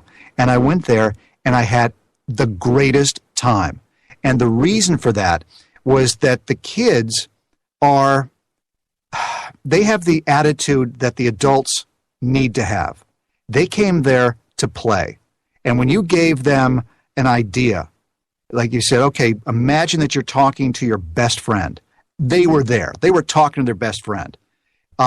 So they totally bought into the fantasy that you need to be in when you're doing voiceover. You need to buy into it 110%. If you want to be an actor, you got to believe what it is that you're saying. And so it was exciting for me to work with them because they were incredibly directable. They didn't have any baggage that they were carrying in. They were vessels, that were just waiting for information to be given to them. And it was an incredibly fun time. I have to hear the story. How did you get the gig? How did that happen? For Ancient Aliens? Yes. Well, it was started out with Kevin Burns when I did the first documentary about Star Wars with him. It was kind of first of all, I'll tell the story how I got that gig, because that leads into the Ancient Aliens. Is that I got with a new agent, and I had always been interested in doing narration because I used to read out loud as a kid. It was just one of my things. I would record myself. It was just something I wanted to do. So I put together a little demo of me doing voiceover. I wrote a couple of things. I read a couple of little stories, and I put it up on my agent's website. Well, I get a call saying, hey, you got this gig working for George Lucas, and it's going to be this documentary on the making of Star Wars, and it's going to be part of the re-release of the original trilogy on DVD, so it's a really big deal. And I thought, wow, that's great. And I went down, worked on the set, and I asked Kevin, I said, why'd you guys choose me? Which is always something actors should do. Right. If you get a gig, find out what it is they hired you for, because it may be something you're not aware of, and it's important to know these things. That's right. And he said, in an actor's fantasy, this is how you think it plays out. The agent or the producer calls up and says, we're looking for a narrator. And the agent says, hey, you got to listen to this kid, Rob Clotworthy. He's fantastic. He's incredible. Really? Yeah, he's great. Listen to his demo. And then they really pitch you hard. Well, I got half of it right. The producer called up and says, we're looking for a narrator for our show. And that was the only part I got right, because the agent said, well, why don't you listen to our to the demos of the guys that do narration? And they went, okay. And they listened to it, and they go, we'll pick this guy.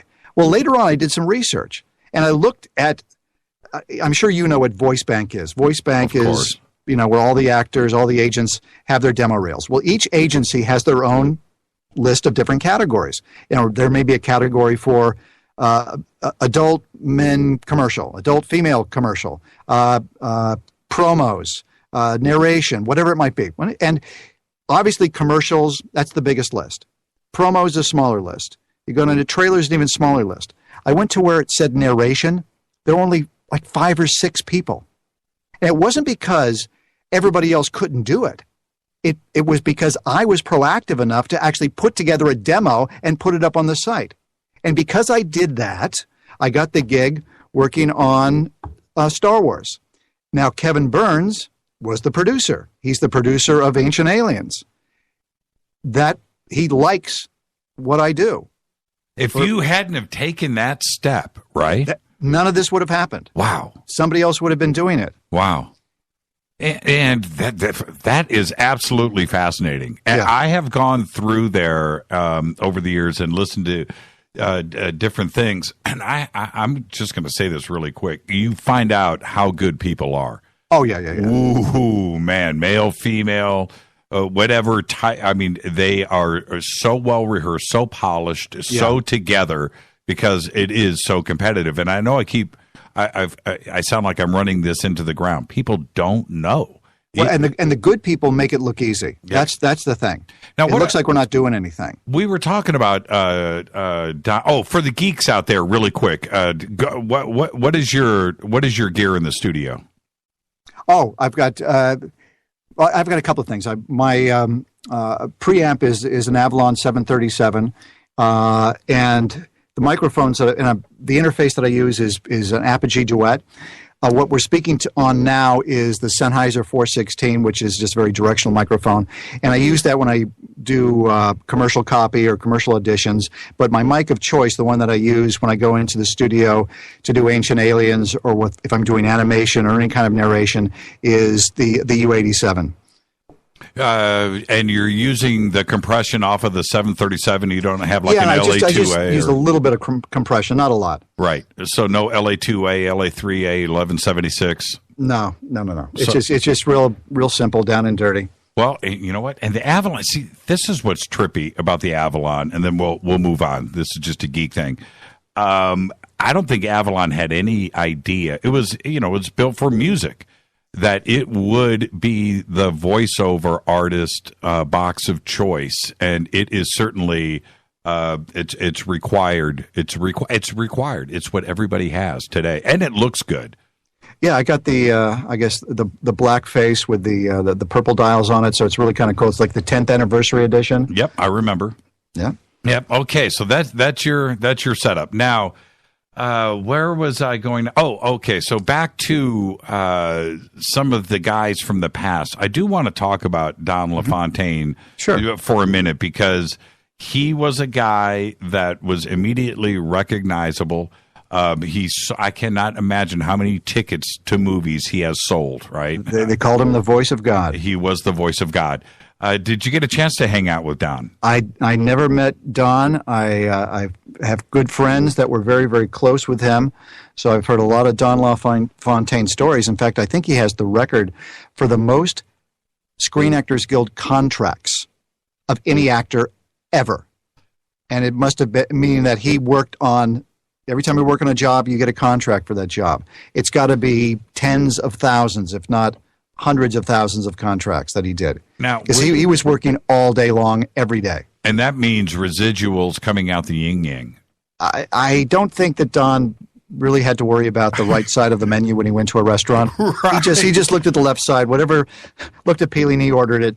Didn't have to worry about the bill. Yeah, and he's such a legend here in Hollywood, not only with the voiceover crowd, but the movie crowd in general and commercials. He just had those golden pipes.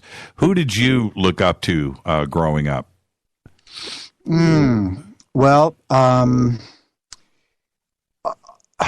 goodness. I mean, we were talking about before the people that I saw when I was, Dawes. But here's a funny story, and about how I got involved with voiceover and why I really fell in love with it.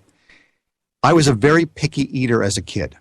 I did not like to eat my vegetables, and so my father came home one day and he had a record album. I mean, literally a record, and he put it on the turntable, and it was all the great voiceover actors as their characters telling me to eat my vegetables. So I had Dawes Butler as Huckleberry Hound. I had June Foray as Rocky Bullwinkle. I had Gary Owens as Space Ghost. I mean, you name it. They were all telling me to eat my vegetables. And, of course, I was a stubborn kid. I listened to it one time and said, forget it, I'm still not going to eat my vegetables. But it affected me for the rest of my life in that I understood there was something that was very silly about doing this, and yet it was important for them to do it. And as a voiceover actor, whenever anybody asks me, I shouldn't be saying this, but when somebody asks me to record something for them, I like to do it because it's a way of paying it forward, of sharing the experience and the joy that I received as a kid. To them, it may have seemed like no big deal, but to me, it meant a lot. I mean, here was Space Ghost talking to me, even though he was telling me to eat my vegetables and I wasn't going to do what he said. Right. It was still him. Right. And all my friends who are who are voiceover people, they all feel the same way. If it's Corey Burton, who is the voice of Captain Hook, or it's Rob Paulson, Pinky and the Brain, or if it's Bill Farmer, who is the voice of Goofy, we all do that stuff because it's a joy. It's a joy. Has anybody and listen and there'll be a time when nobody is going to be interested in having you do it. Right. We also right. realize that. So it's like we better take advantage of this now and say thank you. Yeah, when they stop coming up, going, "Hey, dude, can you do my voicemail for me?" Right? Can you be my voice? And when that stops, then you get to back up and go, okay, yeah. That's when you retire. Yeah. That's when you definitely retire, get out of the business. Well, and I say it a lot, but when you go to the voiceover actors retirement home in Burbank, and you guys are sitting around the table, later on in life, and you sit around and you're talking, and somebody says, "Well, I did this for Aetna. I did B of A," and you go, "Well, you know what? I did Ancient Aliens." You got the respect. You're going to have that respect. It's pretty trippy to be involved with Ancient Aliens and Curse of Oak Island because they are so popular. And when we went to this convention, this one big convention that we had, the first time we ever did this was Alien Con. It was in Santa Clara, tail end of last year. I think it was over Halloween. Right. And the History Channel helped promote it, and it caught everybody by surprise as to how many people showed up. We had, at the final panel, which was the super panel, 2,500 people, standing room only, for the panel. People couldn't get into panels because nobody anticipated that we were going to have that many people show up.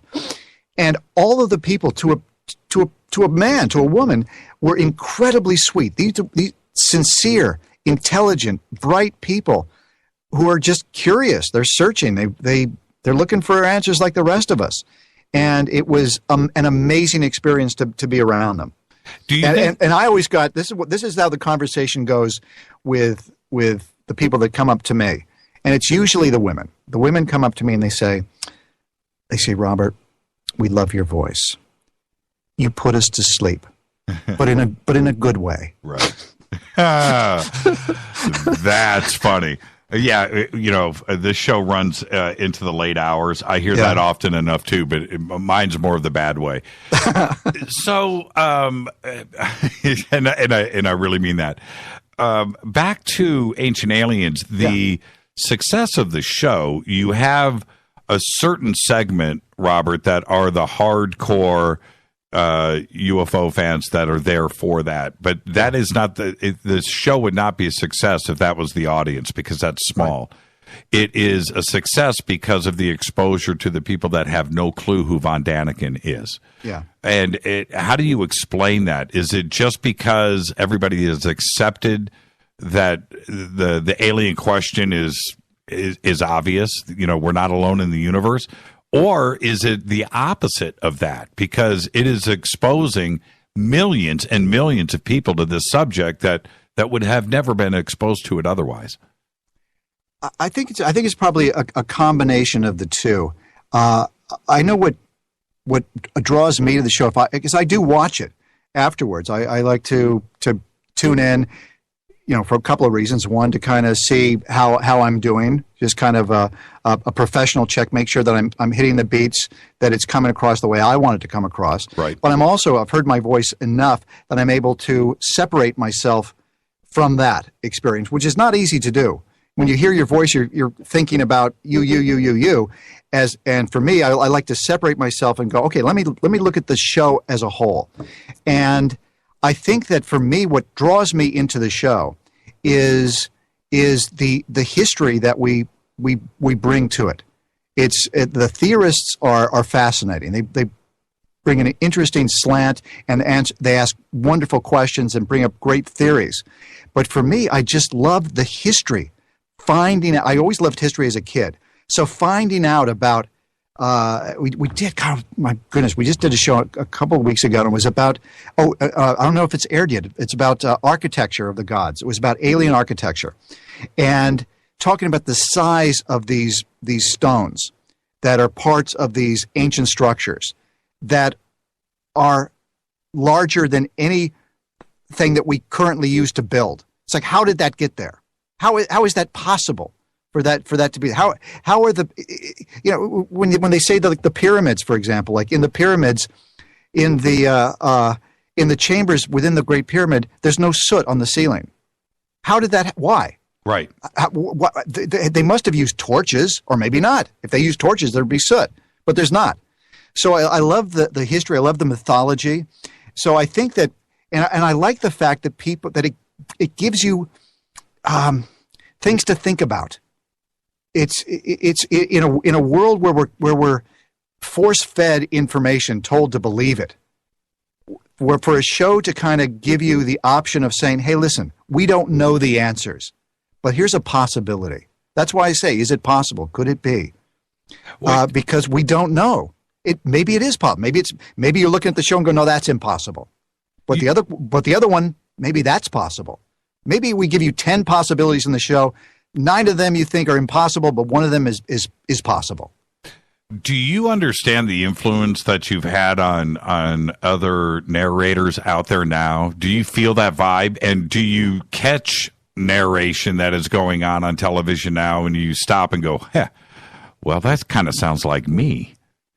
You know, it's interesting. Yeah, I guess I'm kind of turning into a prototype to a certain extent, and that's kind of fascinating. And you get it from all different angles. I did a cartoon show. It was a thing called China, Illinois, where they hired me to do a Kevin. It doesn't matter.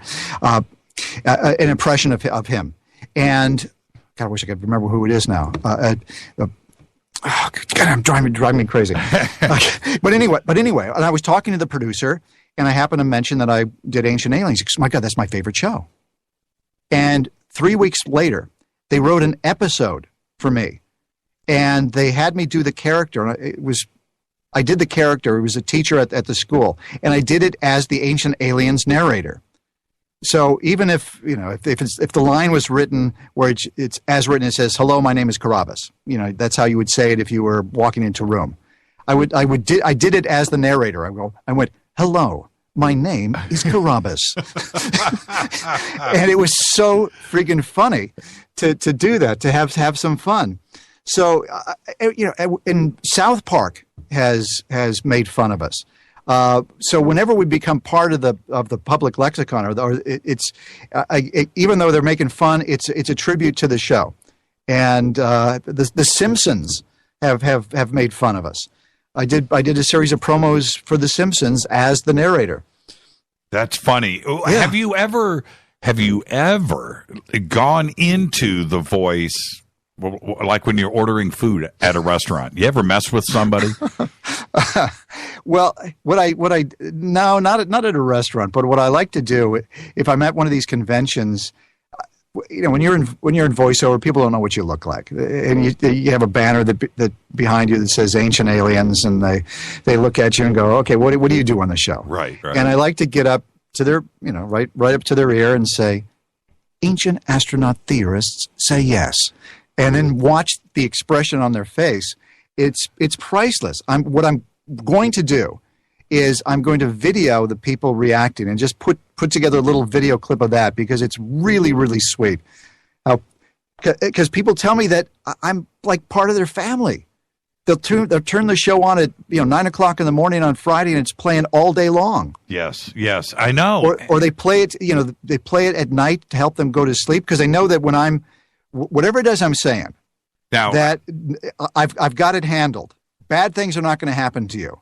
These aliens are not going to come into your house and abduct you. The impact of Göbekli Tepe on our world, I think, is significant, and it's something that I pushed on this show constantly. And now, it's turned into a little catchphrase for this show. We have T-shirts with Göbekli Tepe on it and so forth. And our audience plays a drinking game now. So every time I say Göbekli, you hear it in the commercials, and it's become this thing. And right now, it just popped up on Twitter. When is he going to say Göbekli Tepe? So for the audience, so they can all go knock back a cold shot of vodka right now. All right, everybody ready? Everybody go. Got their, whatever it is, your favorite drink in front of you? prepare, kind of clink glasses if there's somebody there with you. Go Bleck. I did it wrong. Go Blecky Teppy. Go. Robert, that you just made history, man. You just made history. Well, maybe it's because I've been drinking. That may be the problem. Could be. Go Beckley Teppy. Oh man. Oh no.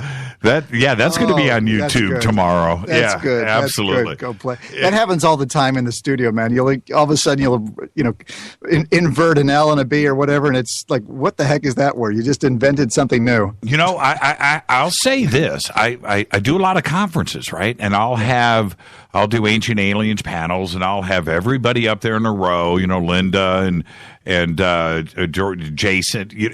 Right down David Wilcock, Mike Barrett. Everybody. You'll be in a row, and Gobekli Tepe gets brought up. I'll bring it up, and I'll tell you right now, half of them go Balki. Right? It's really funny. It's really funny. So. Well, there's a lot of drinking games that are associated with Ancient Aliens. I've heard that every time I say, is it possible or could it be, or ancient astronaut theorists say yes, you're supposed to take a shot. By the way, there is one time that the ancient astronaut theorists did say no. To what? Well, during a session. Really? Like I said, I don't look at the script in advance. And it was whatever it was I was talking about. And then I said, ancient astronaut theorists say... And I had to stop the session because I said, no. Is this a typo? I said, wait a minute. Right. Well, I said, time out. Is this a typo? Are they really saying no? How is that possible? And they said, yes, they're saying no. Wow. So, okay, I fed you the line. You have the line. Yes, I have it. In fact, you know what I did? I cut and pasted it, put it up on Word and made it big so I could see it. I do the same thing. I'm not the only one that does that. Check this out. We'll do the line when we come back from the break. You got it.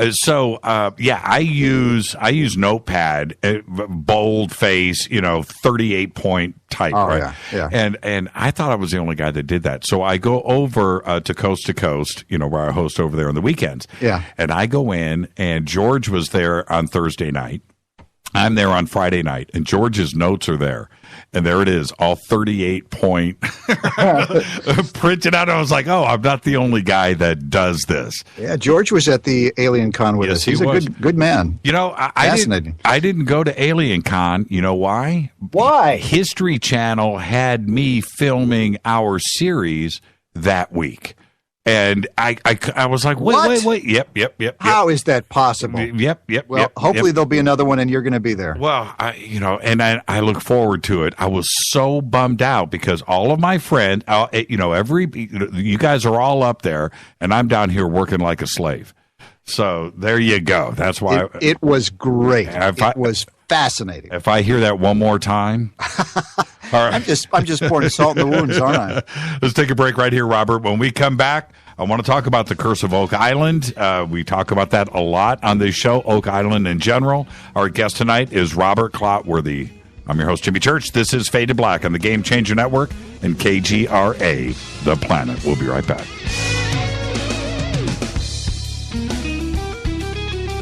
Hi, everybody. This is Rob Halford, the Metal Guard on JimmyChurchRadio.com. This is KGRA Digital Broadcasting Station, Salt Lake City, Utah, Van Buren, Arkansas. Okay, nurse, let's get this man to the ER stat. Right away, doctor. We see this every day. Heart attack or angina pain due to blocked and clogged arteries. Chelation can remove obstructions or blockages from arteries and help avoid painful and expensive surgery. Now there's Angioprim. It's a liquid oral chelation product that you take with juice. You start to feel the results fast. Angioprim increases blood flow all over the body, and that means more energy and strength to take on the day with less aches and pains. 60 years of research has gone into chelation. And Angioprim is the result. A safe and easy way to unblock your veins and arteries from buildup that slow circulation. Paging Dr. Jones. Please report to the emergency room right away. Log on now for a special radio offer from Angioprim. That's angioprim.com/radio. ANGIOPRIM. Angioprim.com/radio or call 877-882-7221. That's 877-882-7221. So, you love talk radio? Then you'll love TalkStreamLive.com. TalkStream Live is always on, 24/7, with the best streaming talk shows. Find your favorite talkers and discover some new ones. It's free, readily available online or on the smartphone or tablet. Finding your favorite talk shows all in one place has gotten a whole lot easier. Just go to TalkStreamLive.com. Be sure to download the free apps from Google Play or the iTunes App Store. Your contact for current news and trending topics. KGRARadio.com. Did you know that when you're on the road with limited data or Wi-Fi available, you can still listen to every minute of Fade to Black by just calling 605-562-4482. No smartphone, app, or internet needed. It saves your data plan and no extra cost if you have unlimited minutes. Just call 605-562-4482. You can listen to me, Jimmy Church, on any phone, anytime, anywhere. Go Beckley Teppy.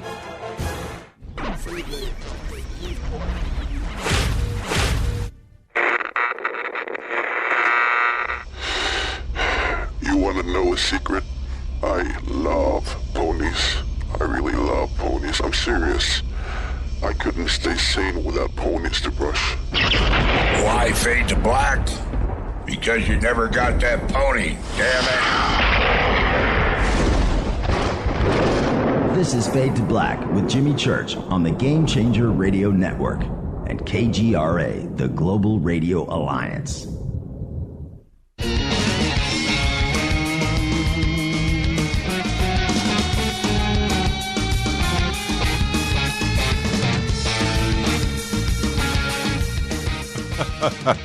Welcome back to Fade to Black. I'm your host, Jimmy Church. Tonight, our guest is Robert Clotworthy, the voice of Ancient Aliens and The Curse of Oak Island, and Jim Raynor in StarCraft.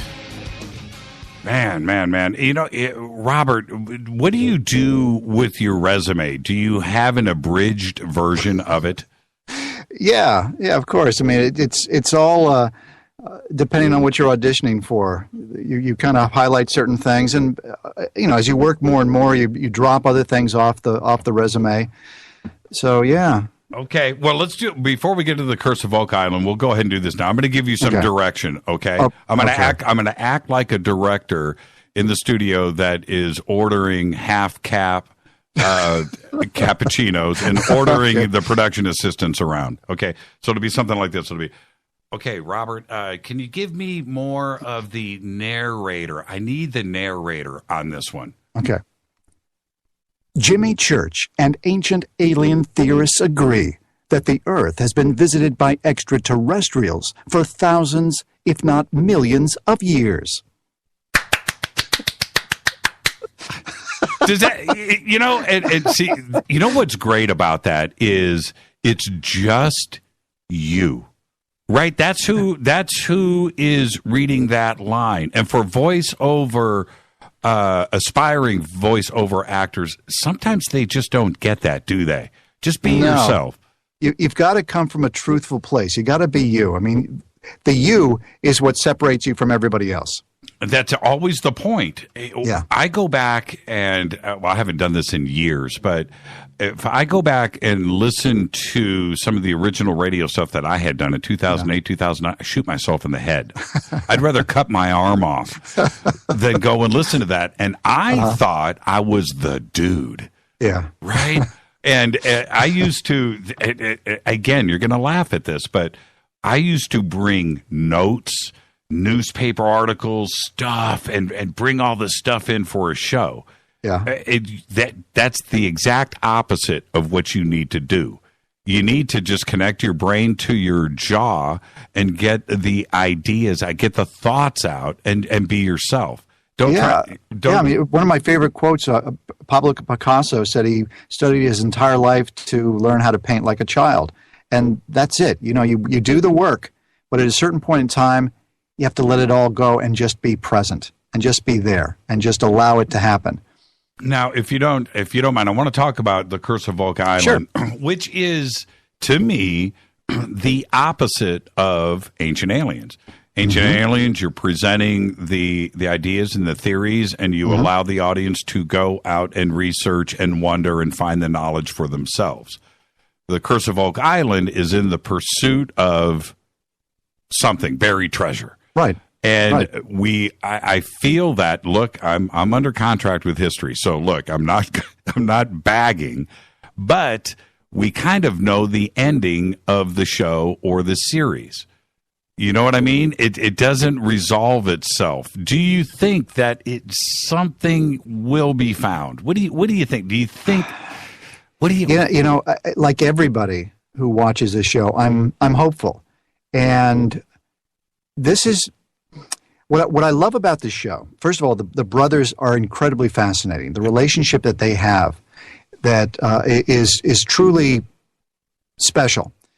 This is a dream that they've had since they were kids, and they are in the financial position, and they're close enough that it's something that they can realize or not, and they're there with the sincerest of motives. This is not the show is not a con. It's not a setup just to kind of draw in viewers where these guys really don't care. No, they are passionate about this, and I think that the audience understands that.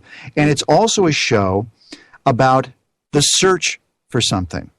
And I'm one of those people that the journey is oftentimes more important than the destination. You can get on a plane and in Los Angeles, arrive in New York, and you're all of a sudden in New York. Different experience if you get in a car and you drive across country. When you're telling the story later on, do you tell the story about being in New York, or do you tell the story about what the journey was like? Right. And people come up to me and they're frustrated, or they send a tweet out. They're not finding anything. I say, well, what would you have said to Christopher Columbus if you were on this ship?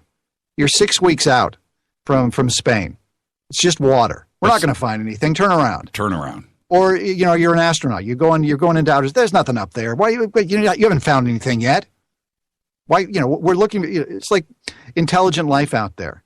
We haven't found anything, so why should we keep doing it? Yeah, let's stop. Let's stop. That's humans aren't like that. We are very curious creatures, and these guys are kind of doing something that if we had the money and we had the ability and we had the means to do it, this is how we would approach it. How would you approach it if you thought that there was a buried treasure somewhere? Because we've all thought about it as little kids. That's why people play the lottery. That's why people do a lot of things. Is they're searching for that, that pot of gold, so to speak. And these guys are doing it. Whether they succeed or not, it's almost not as important as the journey that they're on, because we're on it together. Because sometimes you don't get an answer in life. I'm surprised. Sometimes you do. Sometimes, more often than not, you don't. You may think that life is going to turn out a certain way. More often, it turns out a different way. That's why for me, as on a personal level, I try to avoid expectations, because if I expect something to happen, if it happens that way, well, then I expected it, so it's no big deal. If it doesn't happen that way, then I'm disappointed. If I'm putting the work out and I'm trying my best, whatever happens to me is a bonus. And maybe for those two brothers, what they find while searching is this love of family, the importance of relationship, of a bond that will never be broken. That's more important than the Ark of the Covenant. Well, maybe it's not as important as the Ark of the Covenant.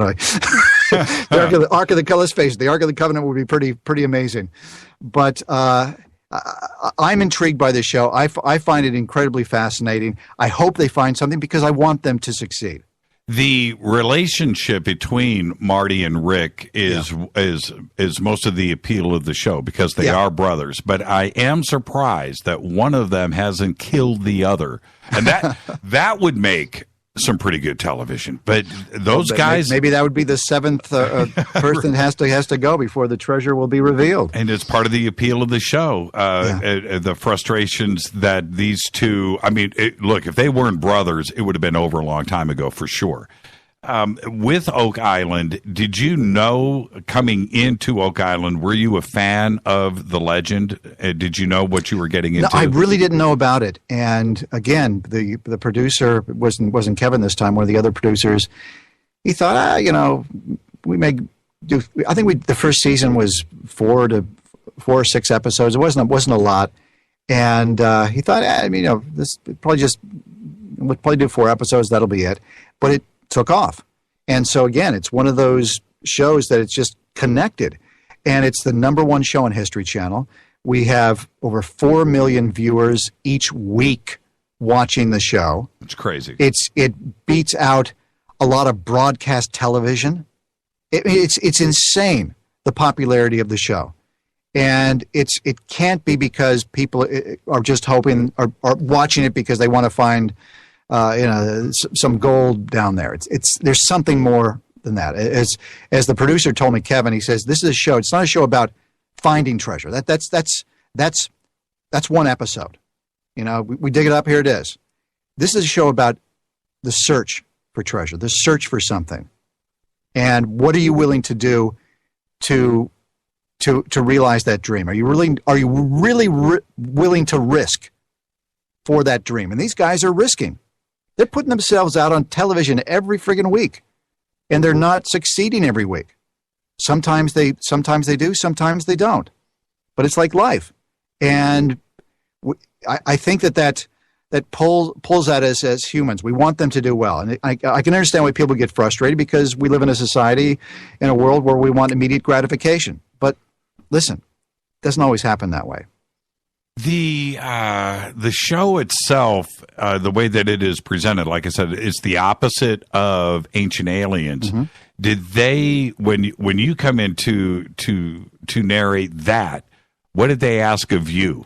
Did they want another approach to it? Do you feel that you handle the show a little bit differently? Yeah, we did. We discussed it a little bit, and my approach is different than it is on Ancient Aliens. And Kevin, the producer of the show, he calls me his good luck charm. Whenever we connect on a series or a narration project, it tends to do pretty well. There's something about the chemistry that works very well. And yeah, I do approach it differently because it's this one. I have to give some information. I have to kind of explain a little bit about what's happening on the show.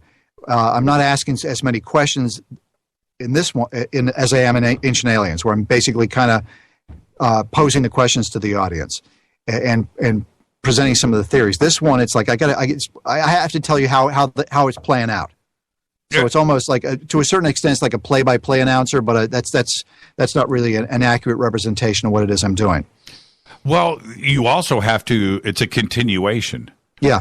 And so you have to pick up from what happened. You're always doing a reset. Are you in that kind of mode? You're going to reset for the previous week. Okay, then we got to set up the show, and then you've got to close the show. Yeah, because it does have that, and also, I have to kind of, how do I put it? You have to make it interesting, because and a lot of the show we have to re-explain things. We have to kind of get you up to speed as to where we are, because each show is.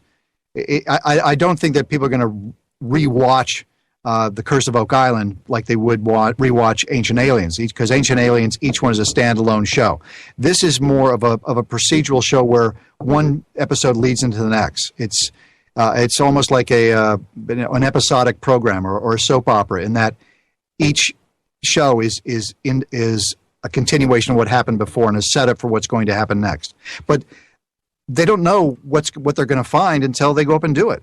And, we may be editing the show, putting things together, and they haven't finished filming yet. They still, like last year, I know that they were still up there digging when we were in the studio recording episodes.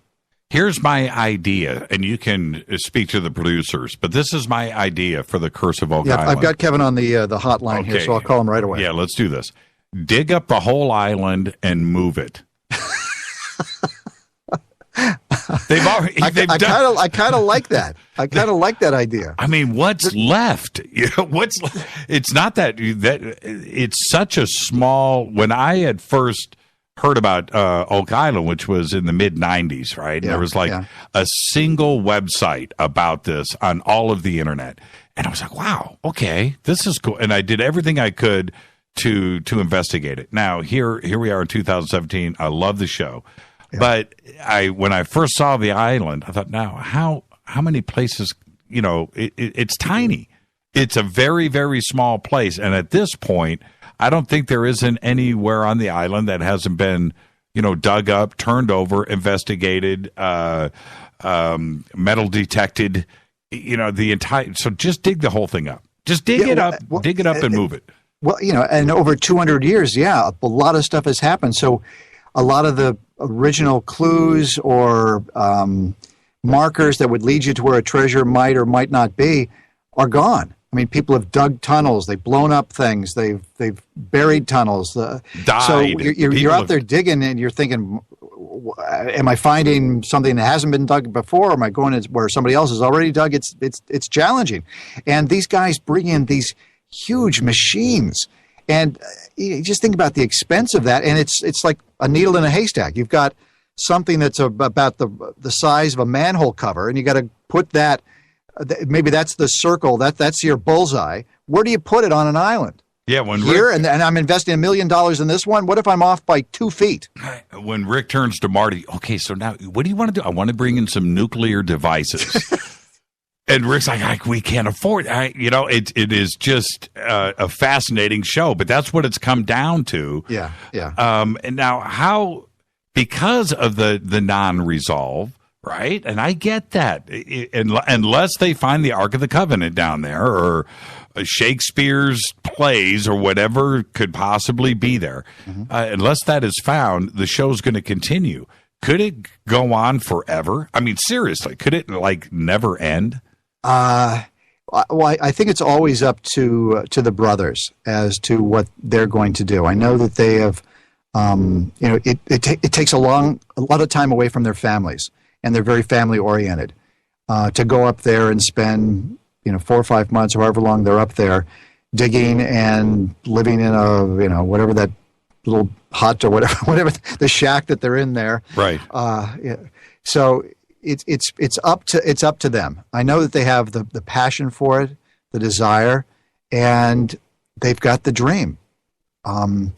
And people have been searching there for 200 years. Why for 200 years have people been looking on this one island for stuff? I want to. I've got a list of questions here in Twitter that I'm going to go back to, and we'll close out the show with some of these.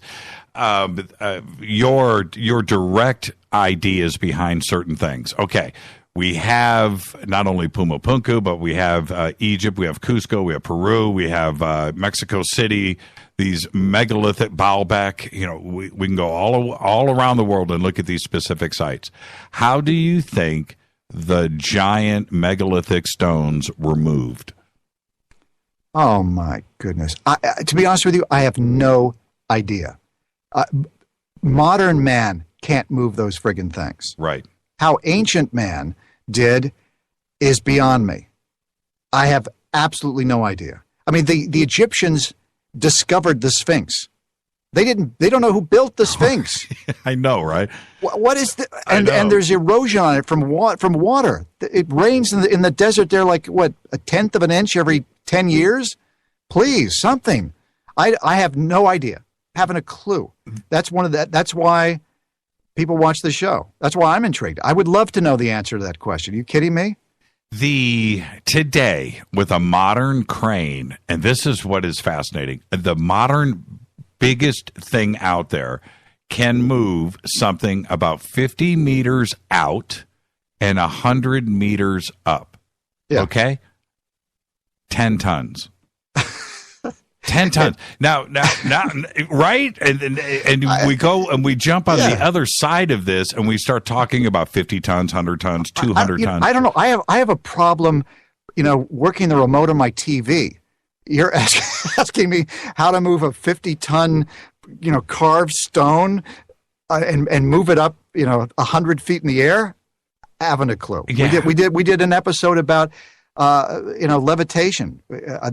Maybe that hasn't aired yet. Ooh, yes. What alien technology, alien tech about that, where it's things, it's like anti-gravity things are able to lift up off the ground. So who knows? I don't know. Yeah, I don't. If you know, tell me, because I'm dying to know. When we talk about sound or levitation or magic or Merlin or whatever, I think that needs to be discussed just like anything else, because quite frankly, today we would have major difficulty in trying to attempt this on any scale. Oh, of course. Right? And so when somebody talks to me about levitation, I don't know, but it's possible. The one thing I can tell you is that they weren't carrying them. Yeah. That would have really been tough on the back, right?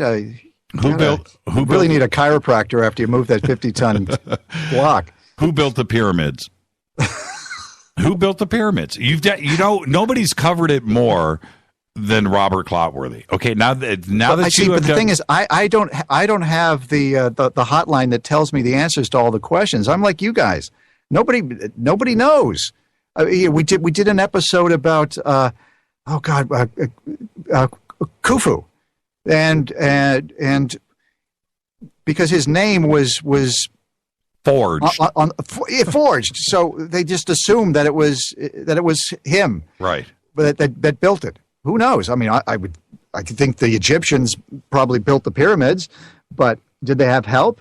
Why did they build the pyramids? There's nobody buried in the pyramid. Why did they build it? Yeah, I don't know. I scratched the Egyptians off the list. I honestly feel they inherit. Those are secondhand, hand-me-down monuments. Can you imagine moving into that neighborhood? I know, right? Thinking, there's a pyramid here. What? Well, that's part of the. Can we move that? No, we can't. What's it there for? We don't know. Well, the real estate agent would point it out. At least you got a pyramid here, in the neighborhood, and you get the head of the Sphinx sticking out of the sand, and so you got that going for you. It's going to get gentrified eventually. When it comes to Puma Punku, which until Ancient Aliens, most of the modern world had never heard of it. Right. What do you think about that? And the reason it's been out there now since the first episode of Ancient Aliens. Yeah. And it's for me, as I look at it, I don't see chicken bones carving that stuff. They didn't have a written language back then. Yeah. And so the idea of parchment or plans or engineering to duplicate those H blocks, that goes out the window. How do you think that they actually got that done, and when do you think it happened? Well, I know Giorgio talked about this. He mentioned that, like you said, the chicken bones couldn't do it. They didn't have iron. There's no way that they could have carved those into those stones with what was available to them. So again, it's one of those amazing mysteries. Somebody did it. They didn't just jump out of the ground. Something happened. With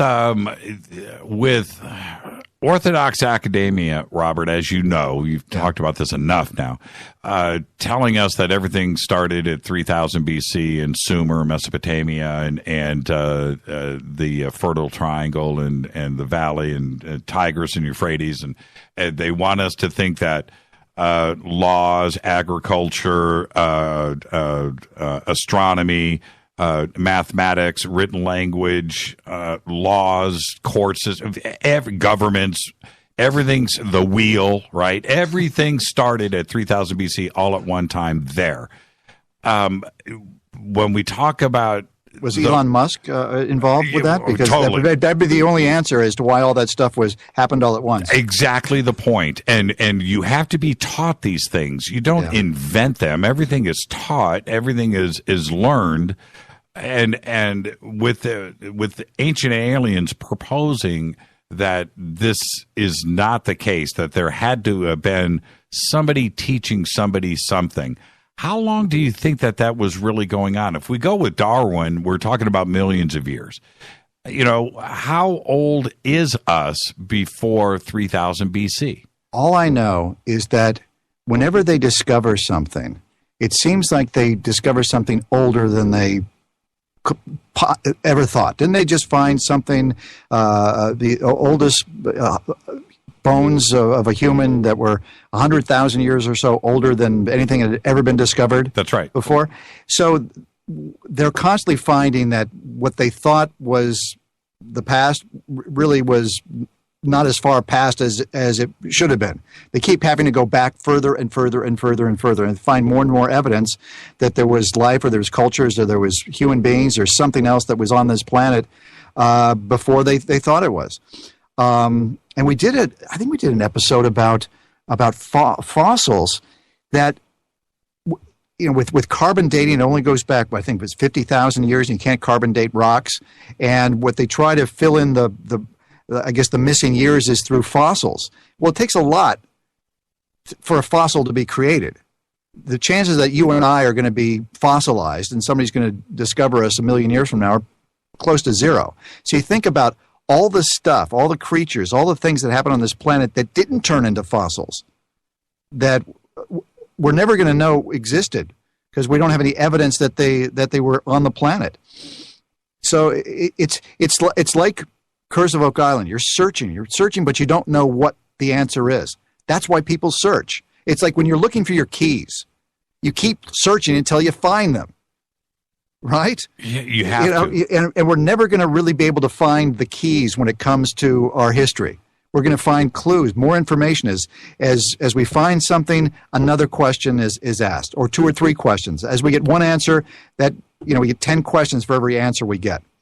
We're going to part on this, and as we do that, I want to thank you for taking the time. Wonderful conversation tonight, and I'm a fanboy, and I'm trying to keep myself in check. But thank you, Jimmy. Thank you so much. The big word today is disclosure, and the old version of that is, if we did find out about it, if it was disclosed to us, we would go into pandemonium and anarchy in the streets. Everything collapses. What do you think?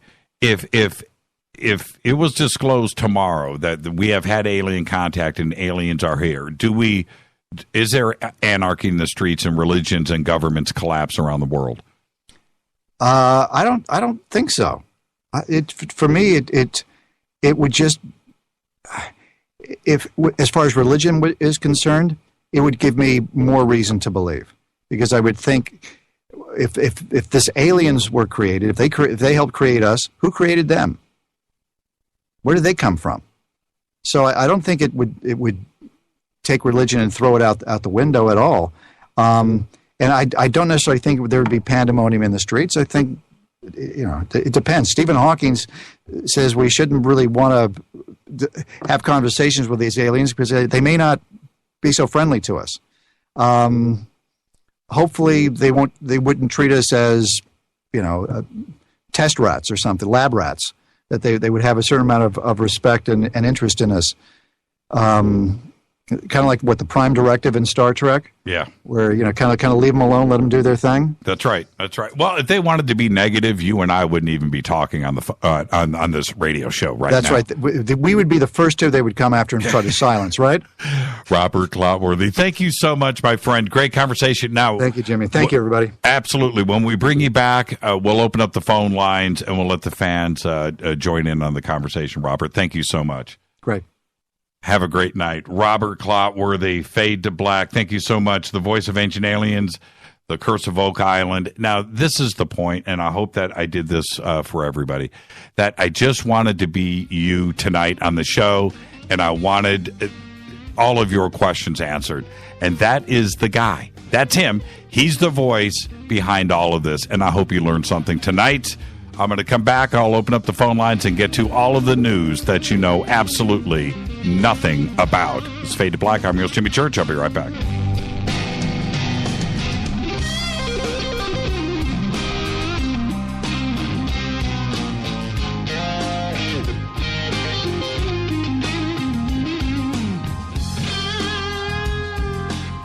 Hey, what up, y'all? Sugar Vivica Fox here, and you are listening to my boy, Jimmy Church, on JimmyChurchRadio.com. Despite popular opinion, reading a book will not make you smarter. But listening to Jimmy Church will. So you went to dinner last night, you had your favorite pasta. Ugh. Or maybe you had a heavy, spicy meal and it left you. Ugh. GetTheTea.com. Maybe you mowed down a huge steak and your plumbing is all plugged. Ugh. GetTheTea.com. Our super strength tea will take care of your occasional. Ugh. It's all organic and non-GMO. Get rid of ugh. We have so many great supplements, but our super tea is number one. GetTheTea.com. That's GetTheTea.com. So, you love talk radio? Then you'll love TalkStreamLive.com. TalkStream Live is always on, 24/7 with the best streaming talk shows. Find your favorite talkers and discover some new ones. It's free, readily available online or on mobile with any smartphone or tablet. Finding your favorite talk shows all in one place has gotten a whole lot easier. Just go to TalkStreamLive.com. Be sure to download the free apps from Google Play or the iTunes App Store. When you take the beans from Central America with dashes of Indonesian and African mixed in and then roasted to the dark side of fade to black, you create the ultimate brew of fringe.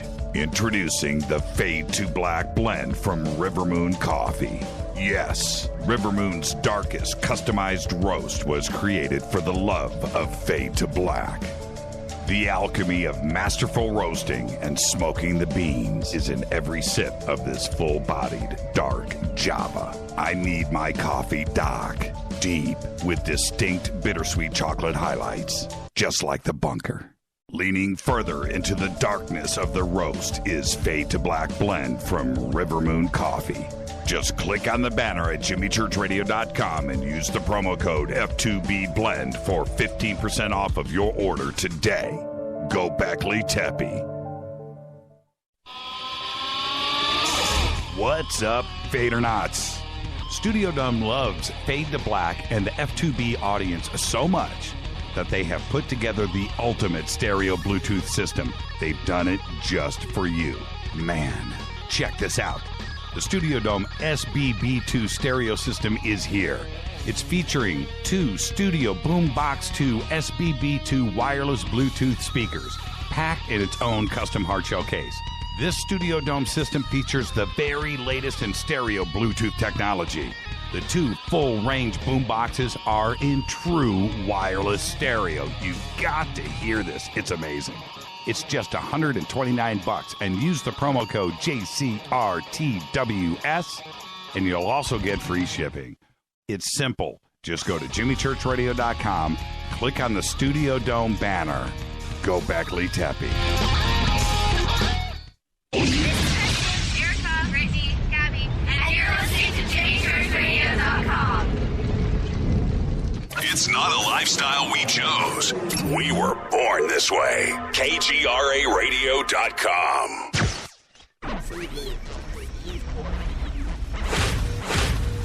This is KJCR at jimmychurchradio.com.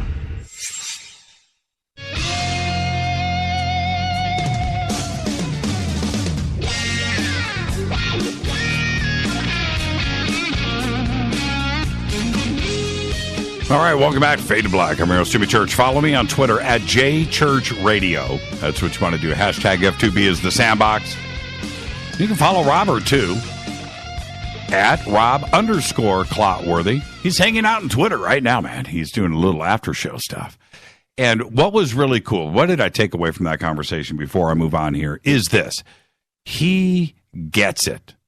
He gets us. He gets what the show is about. I'm talking about Ancient Aliens, certainly the Curse of Oak Island. But he gets our community. He gets what is going on. And he has those same questions. And that's what I find so fascinating. And that if you're listening to, Robert's not phoning it in.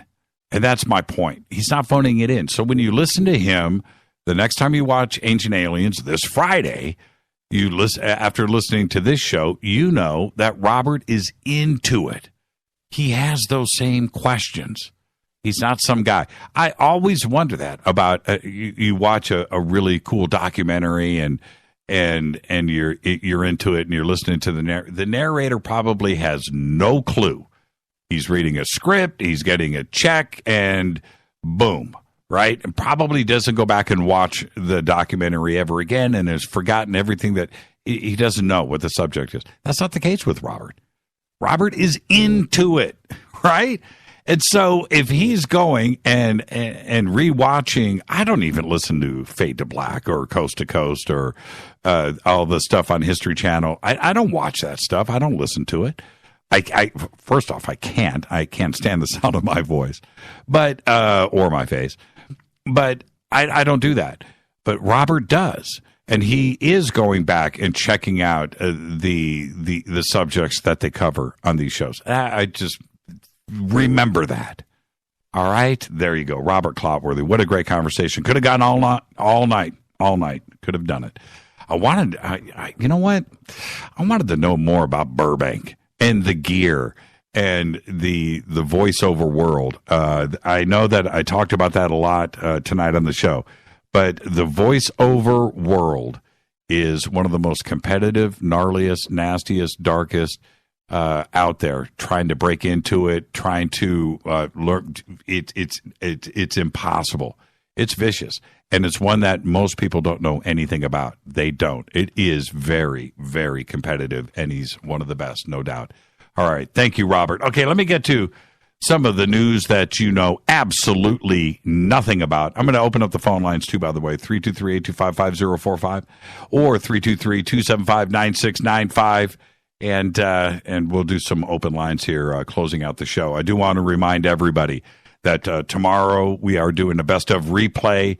Rita and I will be traveling up to ECETI, the ECETI Ranch. And again, if you do want to attend, I'll be speaking Saturday and Sunday. Yes, that is the schedule. I'll be speaking both those days. And tickets and info over at jimmychurchradio.com. All right, now check this out. The Queen Elizabeth II, has she received 42 million pounds, $54.6 million in tax-free income last year. They call it her annual sovereign grant. This year, she gets a pay raise. Are you ready? Are you ready for this?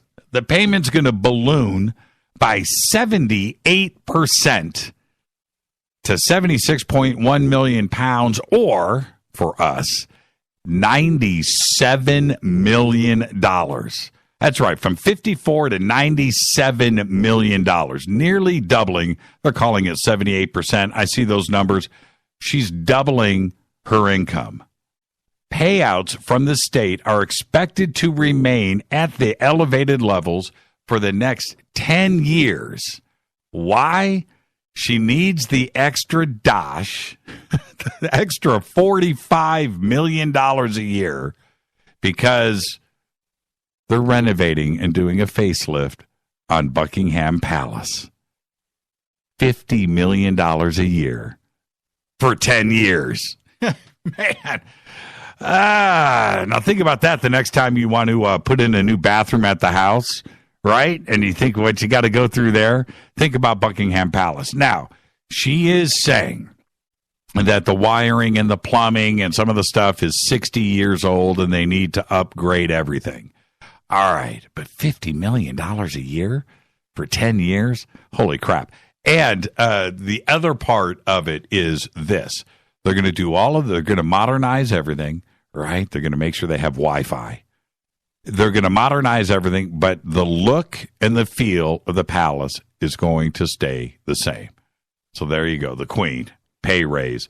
A Madrid court on Monday ordered the remains of artist Salvador Dali to be exhumed. Have you heard about this? The move comes as a woman who claims to be his daughter filed a paternity claim. The woman was born in 1956. She claims that she is Dali's child as the result of an extramarital tryst with her mother, who worked for him as a maid. Now, according to a statement from the Madrid Supreme Court, the objective of pulling his body out of the ground is to get samples of his remains to determine whether he is the biological father of a woman from Girona, which is in northeastern Spain, who filed a claim to be recognized as the daughter of the artist. End quote. That's from the court documents. The woman, her name is Pilar Abel Martinez, was born in Girona in 1956. The Martinez family has been trying to prove that Dolly was her father since 2007. Now that's a crazy story. Okay, now I've got to address this. This is out there. Yes, I'm in the media, and the media. Well, you know how I feel about the mass media. Okay, I've been talking about this for years and years and years. Take a story in the mass media that pops up on any of the mainstream news outlets, of which there are 6, and flip the story over 180 degrees, and you're going to be closer to the truth. Whatever it is, like I have said, a news story comes out. Cheese will kill you. Well, flip the story over 180 degrees, and it's cheese will make you live longer, right? That's probably closer to the truth.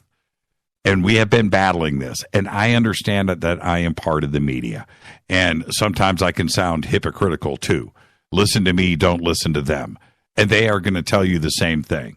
The one thing that drives this show and drives me and how we deal things here is that I make the decisions. Well, Rita makes the decisions, and then I air them. But we don't have somebody coming in telling us what to say, how to say it. We don't have lawyers getting involved. We don't have advertisers that are steering content. We don't have that here. So what you do have here is honesty, and I do vet my stories.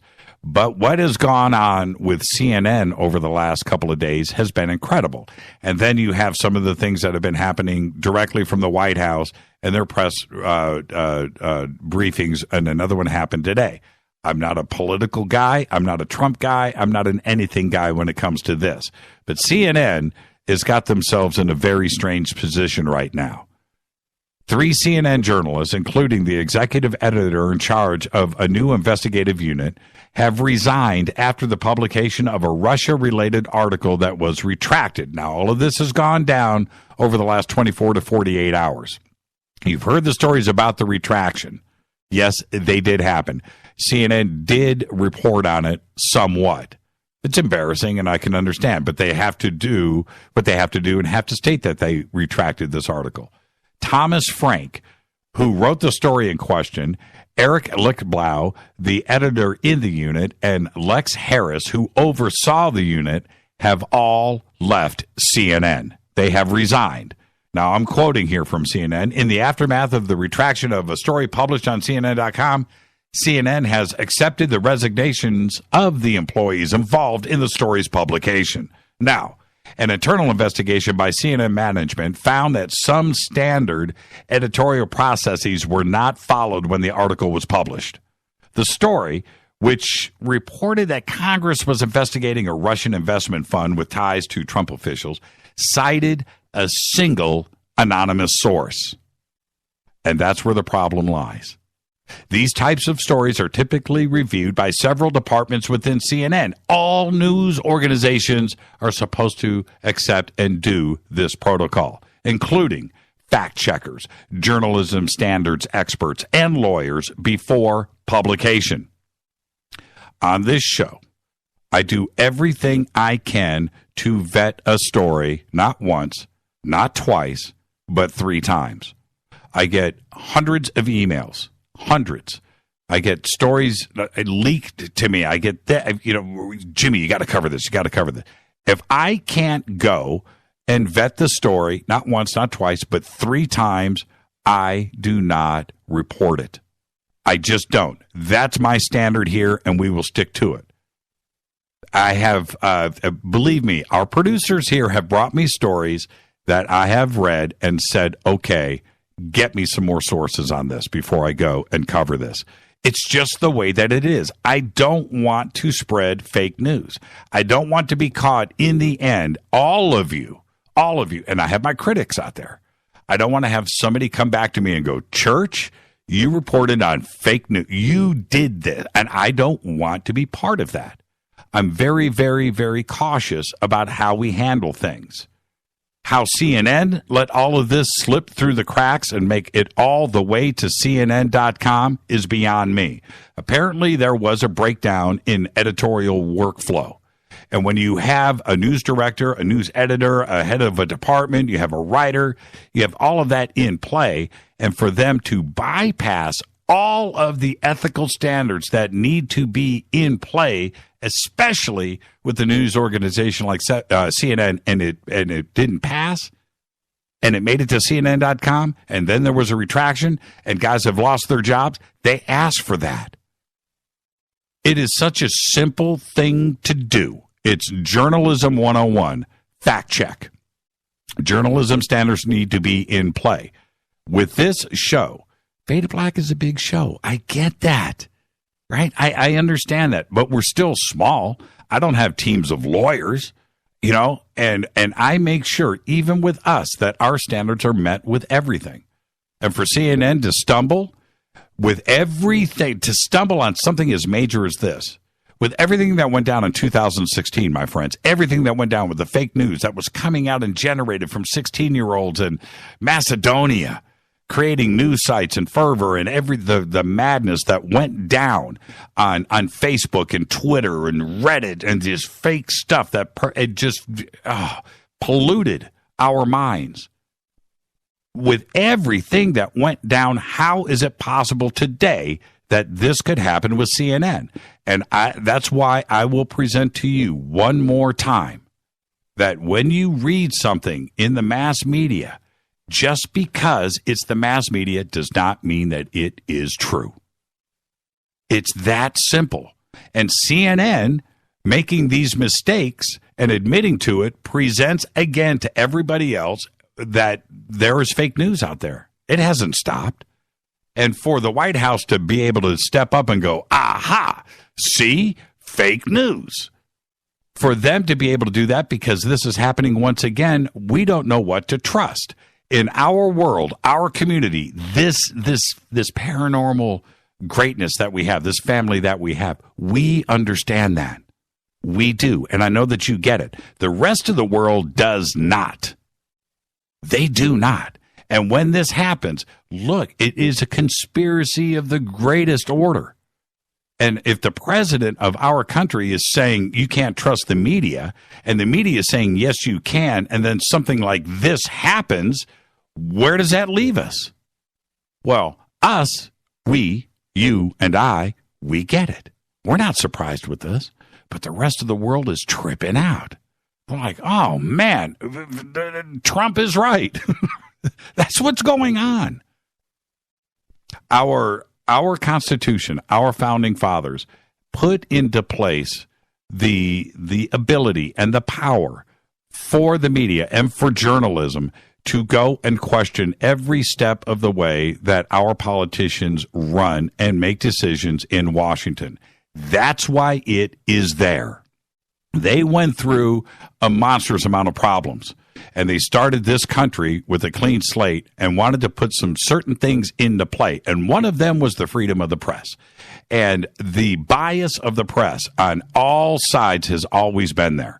You've got one publication that is looking at things with their view, and another one with another view, and another one with another view. But what they did have was the freedom to go and do what they wanted to do, that they felt that they needed to do. And every question was going to be asked of anybody in Washington, any step of the way.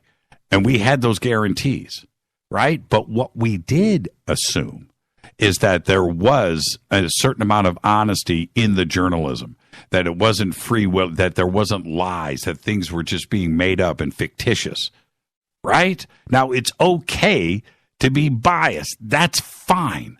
But today it has gone another direction. And CNN blew it once again for our trust. They were trying to. The mass media right now wants nothing but to gain our trust back. And then something like this happens. And then you have the Veritas video, the undercover video. Now, I'm going to address this.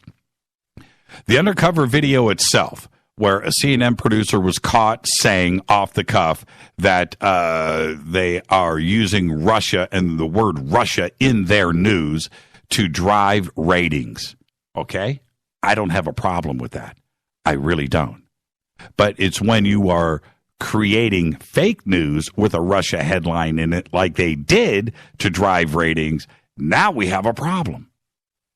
The ethics of doing undercover videos like that and catching somebody off guard at a vulnerable moment, or when they just think that they can talk freely, right? I'm a little bit uncomfortable with that. But it's the world that we live in today. Everybody has got a cell phone camera. They've got video. They've got the ability to record everything every step of the way today. So when you are speaking, and especially as somebody that you may not even know, you have to assume you're being recorded. You have to assume you're being videotaped. Somebody around you, sitting in a restaurant, loudmouth like I am, I have to watch I don't know if somebody's sitting next to me with a videotaping me from across the room. I don't know that. You have to assume that is what's going on today. In public, in a public place, in a public setting, walking down the street, you cannot assume privacy, a reasonable right to privacy. Everybody has the right on a public street to walk down and record. And if you are standing in the way and you are saying something and you get caught on camera, that's on you. So back to this undercover video. Veritas is trying to bust somebody.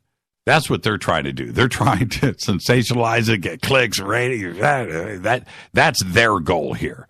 So it's a little bit malicious, as opposed to just catching somebody off the cuff.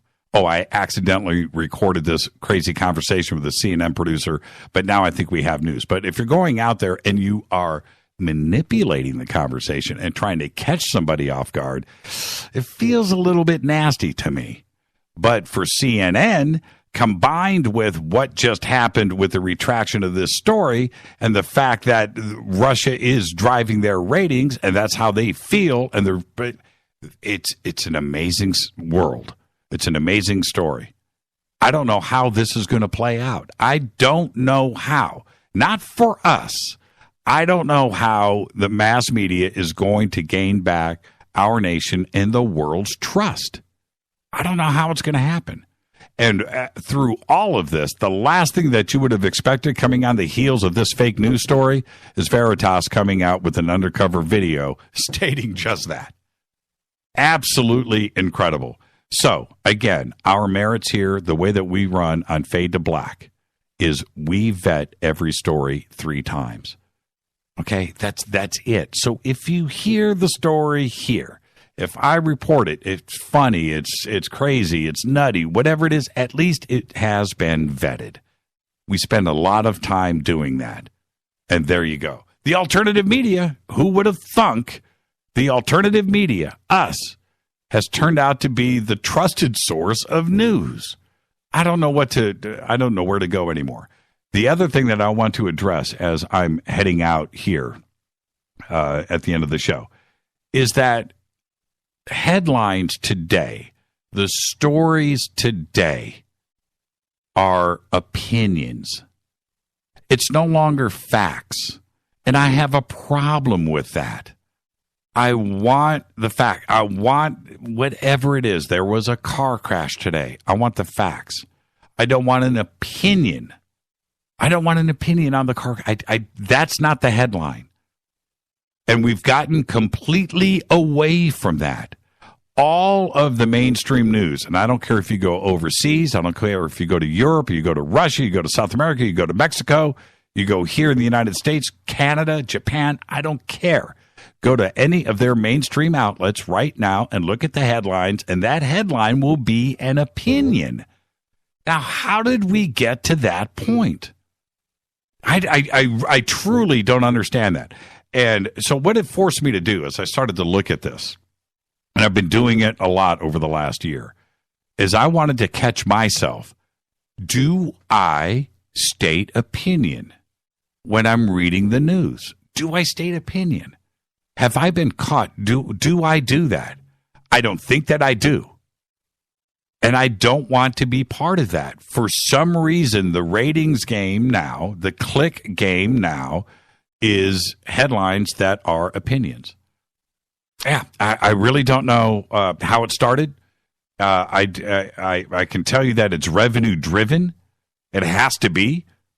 They want clicks. And when you have, they need advertising sales. They need the ratings to be up on all of their channels on TV. They need the live video feeds to be clicked on. They need the ad revenue clicks on their website. I get that. Website ratings, and I understand. Somebody across the board has decided that opinions drive headlines today. I don't understand it, and I'm not going to fall for it here. I'm just not. With that, Dutch scientists. Yeah. Dutch scientists are celebrating a 4.5 billion year old meteorite which fell in the Netherlands earlier this year, the sixth of its kind ever to be found in the country.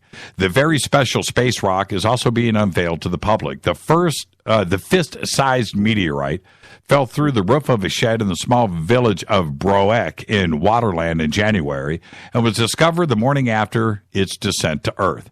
The meteorite is only the sixth to be found in the Netherlands, even though space rocks of its size likely fall into the country once every 4 years. So do the math. But they've only found 6.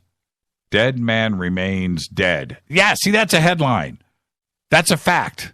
I could go with that. Dead man remains dead.